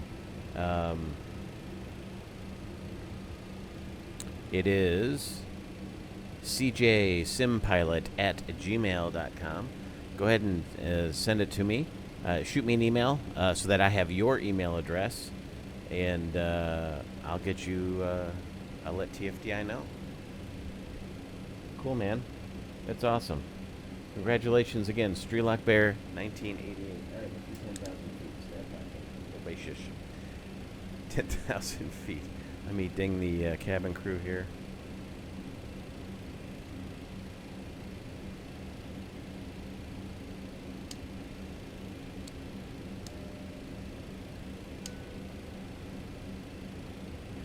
How exciting, Strelok Bear. You got yourself a copy of the TFDi MD-11, either the passenger or the freighter variant. And enjoy. Enjoy. Let's bring the slats out.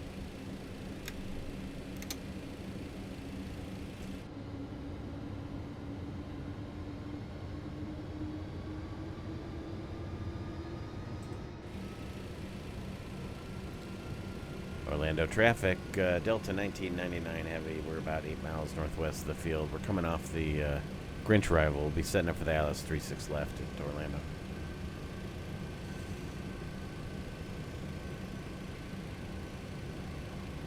Alright, gotta get my head back in the game here.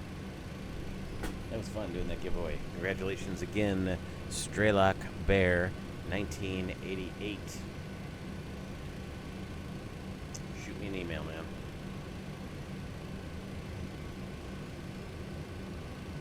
Long live the Trijets. Yes, sir.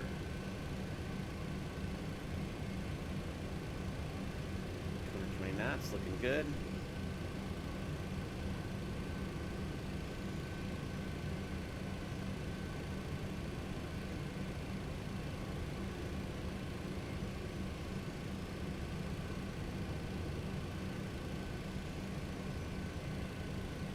Clean min is 188.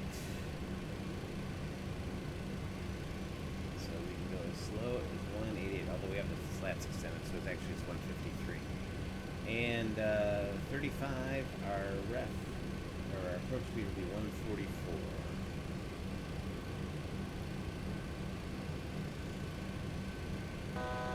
Altitude. How's it go? Actually, you know what? Pretty simple.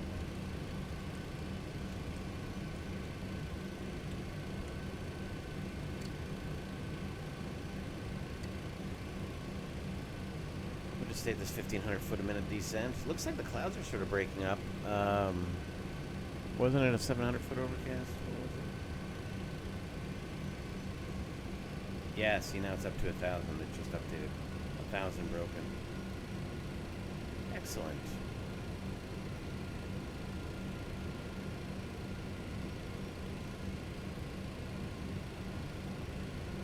We'll leave this handy, although we'll mainly use the nav display now. We're going down to 3,000 feet. I'm going to plan to make the turn here, just past Kissimmee. And temperature's warm, no need for anti-ice. Seatbelt signs are on. Everybody sat down.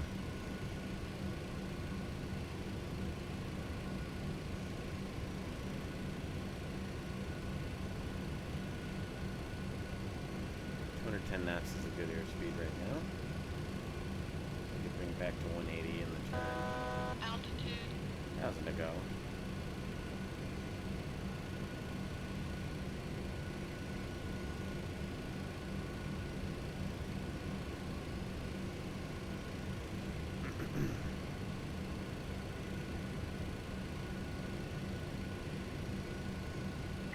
Orlando traffic, Frontier 227 is holding short, runway 35 left, still visual and radar check complete. What?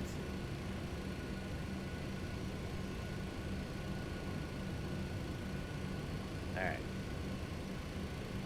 I'm sorry, I don't mean to be hard on folks. There's really good training available on VATSIT. Alright, coming left 090. Orlando traffic, Delta 1999, heavy, 15 mile left base, runway 36 left.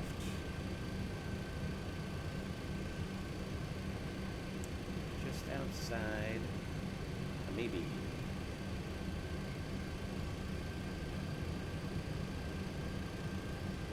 Slow to 180. Orlando traffic, Frontier 227, visual and radar check complete, immediate takeoff for 35 left.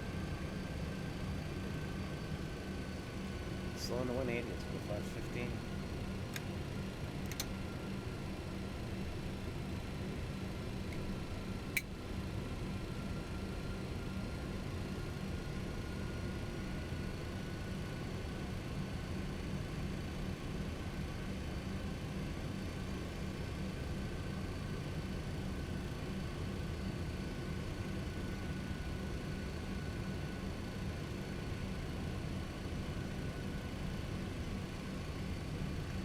Grumpy this morning. You know, for just doing a fun giveaway. I'm kind of a grump. Sorry about that, folks. All right. Approaching Amoeba. Let's go here. Let's on the approach. Land is armed.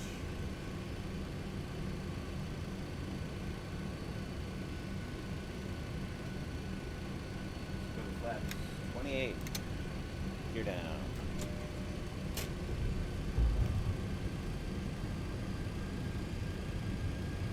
Loke.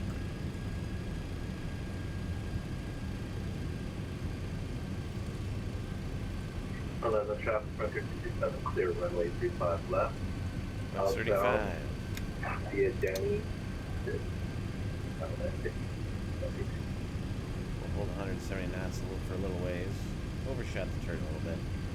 Orlando traffic, Delta 1999, heavy, 10 mile, 10 mile final, runway 36 left. Orlando.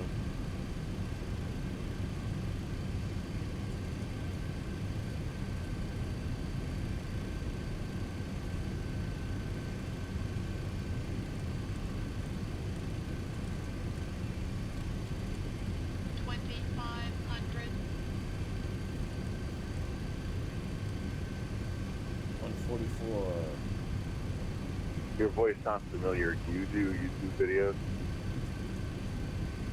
I do. CJ Simpa, Classic Jet Sim Pilot. Okay. I know your voice somewhere.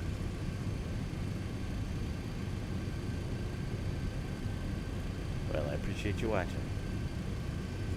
You're in one right now. Are you live? Send me a link via DM and I'll Frontier. No, we're not live. It'll be out later today. All right, I'll look for it. Hey, that's cool. Shout out to whoever that is.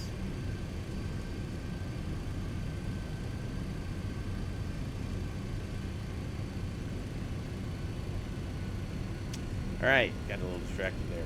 Marker inbound. Speed brakes are armed. Auto brakes. Gear down for green. Before landing checklist. GCB set and cross check. DIS bug set and cross check. The IDS or ILS is ID'd. EAD alerts are checked. Gear 4 down for green. Auto brakes are min. Spoilers armed. Flats and slaps 35.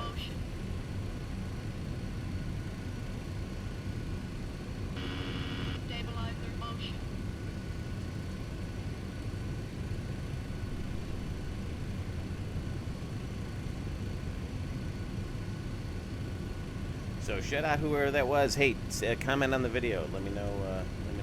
If you saw the video today. That's awesome. It's the first time I've been recognized. Interesting. I didn't know my voice was that distinct. 500. Autopilot coming away. Autopilot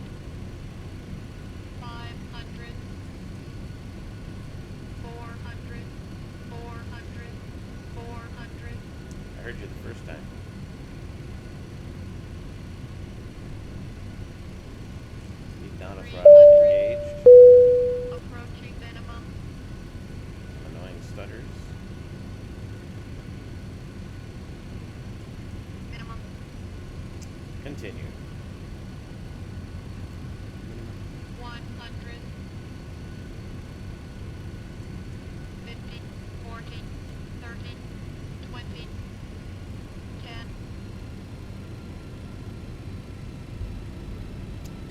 Spoilers. Brewster's green.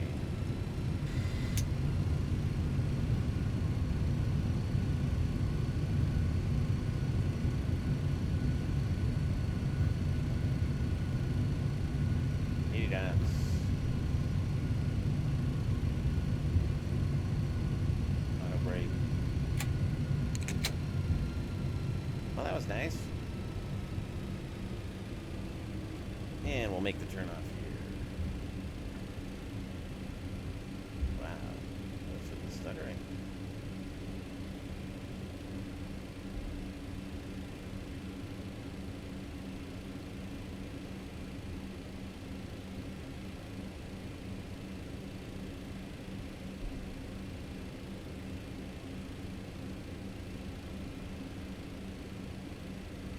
Delta 1999 Heavy, we are clear. 36 left at Orlando. We'll go ahead and head down Zulu, I think, just to head across an Echo.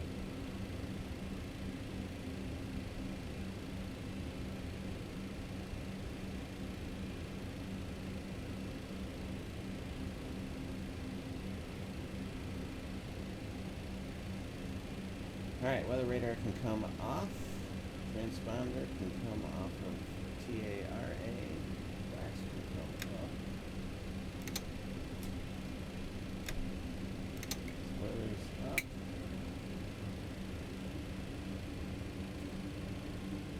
Auto brake disarm. APU can come up.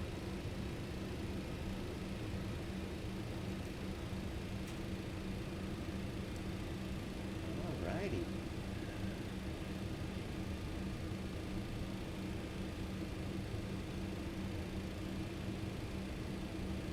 Here we go. Yeah, just like everything else in Orlando. Got a long line. Long taxi. Alright, we'll head down to Echo. We'll hang a Louis on Echo. We'll cross 36 right. Take Echo over to one of the airside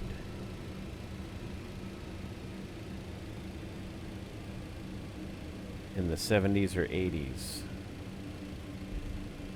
In fact, we can sort of look it up now.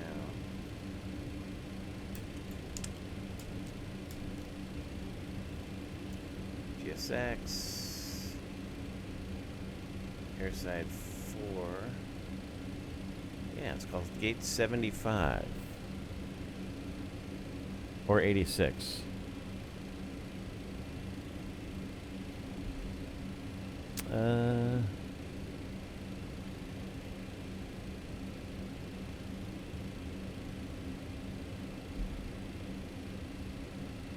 Yeah, let's try Gate 86. Why not?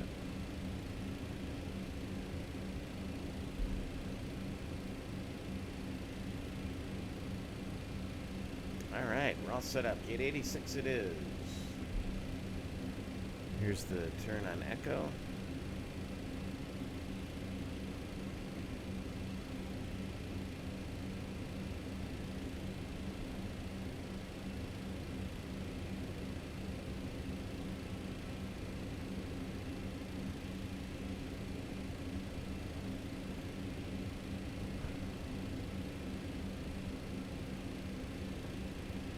Orlando traffic, Delta 1999 Heavy, crossing 36 right at Echo.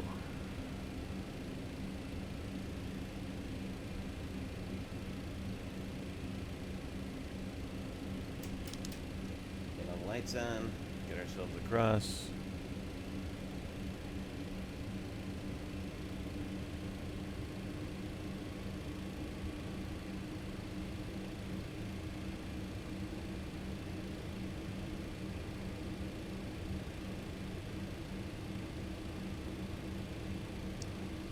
And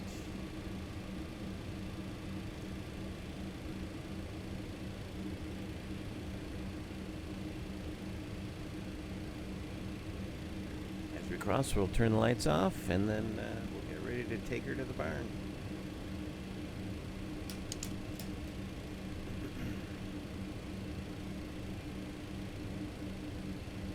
Flight 58 for Frontier.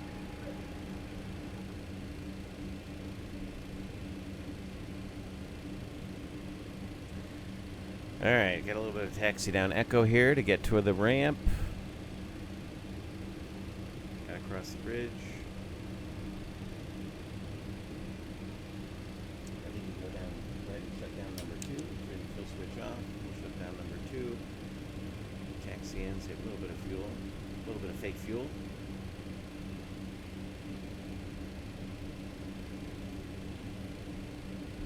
Just keep it rolling pretty good down Echo here. Watch out for alligators. So I actually did my advanced flight training right near Orlando, up at Sanford, with a school that is no longer. It was used to be called Comair Aviation Academy. It was affiliated with Comair Airlines. Even though I ended up not flying for Comair, I ended up flying for somebody else, went a little different route. Although it's funny, had I stayed, I would have ended up, there's a good chance I would have ended up at Delta. Comair was a Delta carrier at the time. So that may have been the route I took, but I ended up going to Northwest, and that ended up as Delta too. So, kind of interesting. I mean, it's a small world, right, in aviation, and no matter which path of the ones I had to choose from, it may have led me right back to Delta.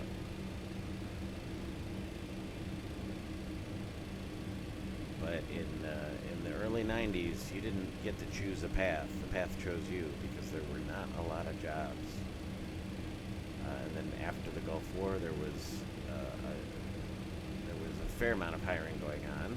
The salaries were creeping up, and it was starting to boom again, kind of like it was a couple years ago, and still sort of is.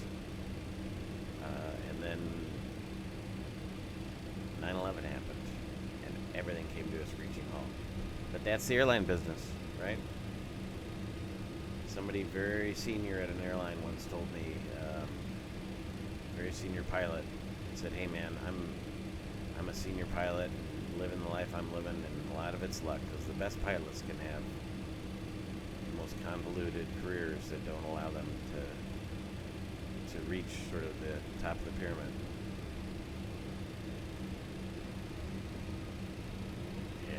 Very true. But anyway, we will, we're going to 86, so we'll take the second left. It's Echo 5. Here we are. Good.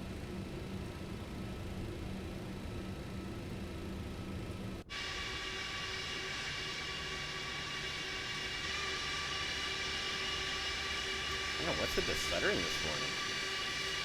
I'm going to have to look into that. Many of you know I am not exactly the most computer savvy person, but you can check out Island Sid Pilot and see what he has to say. If you ever want to know about testing new drivers, the graphics element of flying, and flying itself, because he is a real world pilot, I highly recommend Island Sid Pilot. Great channel, and a very nice guy. He's been very kind to me. Man. Alright, we'll angle left here on Echo 5 and find gate 86.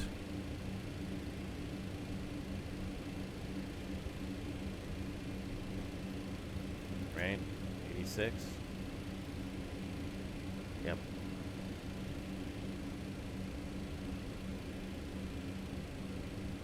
Whoop.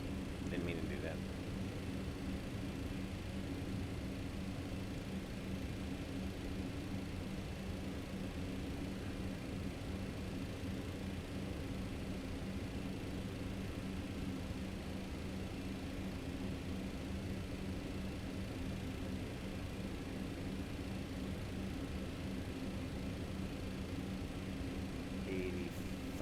I think that says.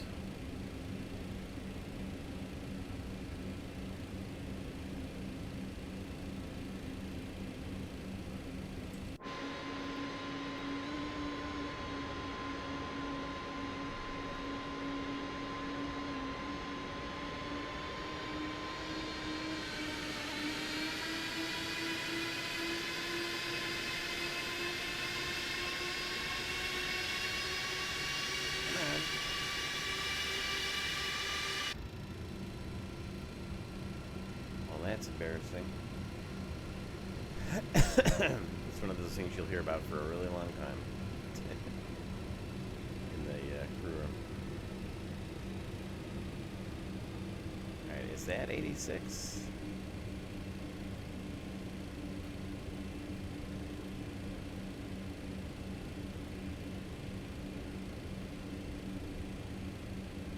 That's 87.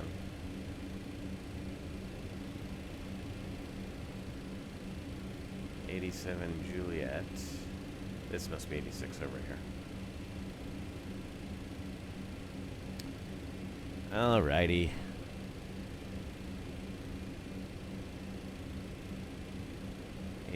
Juliet and 86. I'm not familiar with what the difference between 86J means versus 86. Sometimes they're W's. W's sometimes mean it's for wide bodies.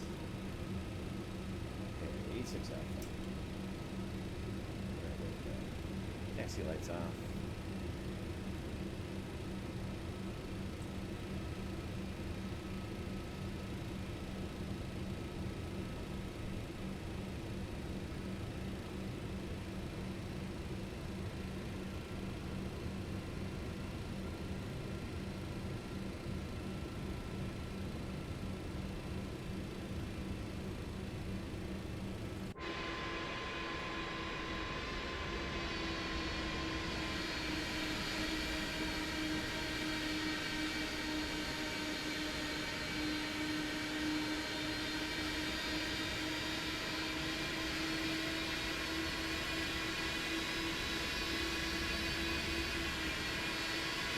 One thing I did like about X-Plane was the view that puts you right here.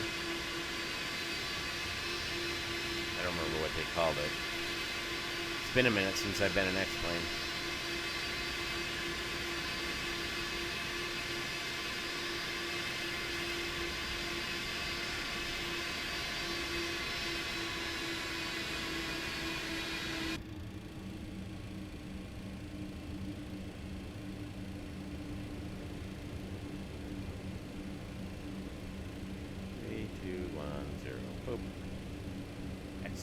Set it.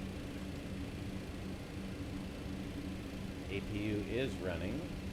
Bring the bleeds on. Shut down the other screens. We'll let them up. Below 10%, and I don't have an N1 display. I guess I did, but it's gone. So we'll go ahead and get the beacon. And the anti-ice. And we'll tell GSX we're ready to deboard. We did it, folks. We cheated death and wooed women once again. I love it. And we gave away a TFDi MD-11, which is really exciting. So once again, congratulations to Straylock Bear 1988. Shoot me an email so I have your email address. Say hi. And we will, I'll forward that email address on to TFDi. I'll respond. I want to verify that it's actually Straylock Bear 1988. And we'll go from there. So congrats, my man. And hey, everybody else, thanks for coming along on our flight today. I am definitely going to, that's a bummer that the gate doesn't reach. I am definitely going to fly some of the routes y'all have suggested. They were great suggestions. And we'll work those into it. We got 2 more weeks of Mega Dog May, and then I got lots of other exciting things coming. The 2024 native version of the Leonardo Mad Dog's coming soon, so I'm sure we'll be covering that. We'll do some more L1011 action, 727, some A300 stuff. And I'm going to feature the Hughes Z-Core 2 on a stream real soon. Maybe we'll do a midweek stream where we'll get into a Skybus or Virgin America or Northwest or something And Skybus, I think, could be the most fun. And classical livery. And I'll show you that Z-Course too, because if you're not taking advantage of it, you're missing out on a really cool experience. But how about that TFDi MD-11? It's fantastic. Another great flight. I really appreciate you coming with me. Congrats to Straylock Bear 1988. And I'm so happy and thankful to TFDi for allowing me to give away a copy of this wonderful aircraft for somebody else to enjoy. So, hey, listen, I'm CJ. I am your Classic Jet Sim pilot. Until the next time, keep the shiny side up. We'll see ya.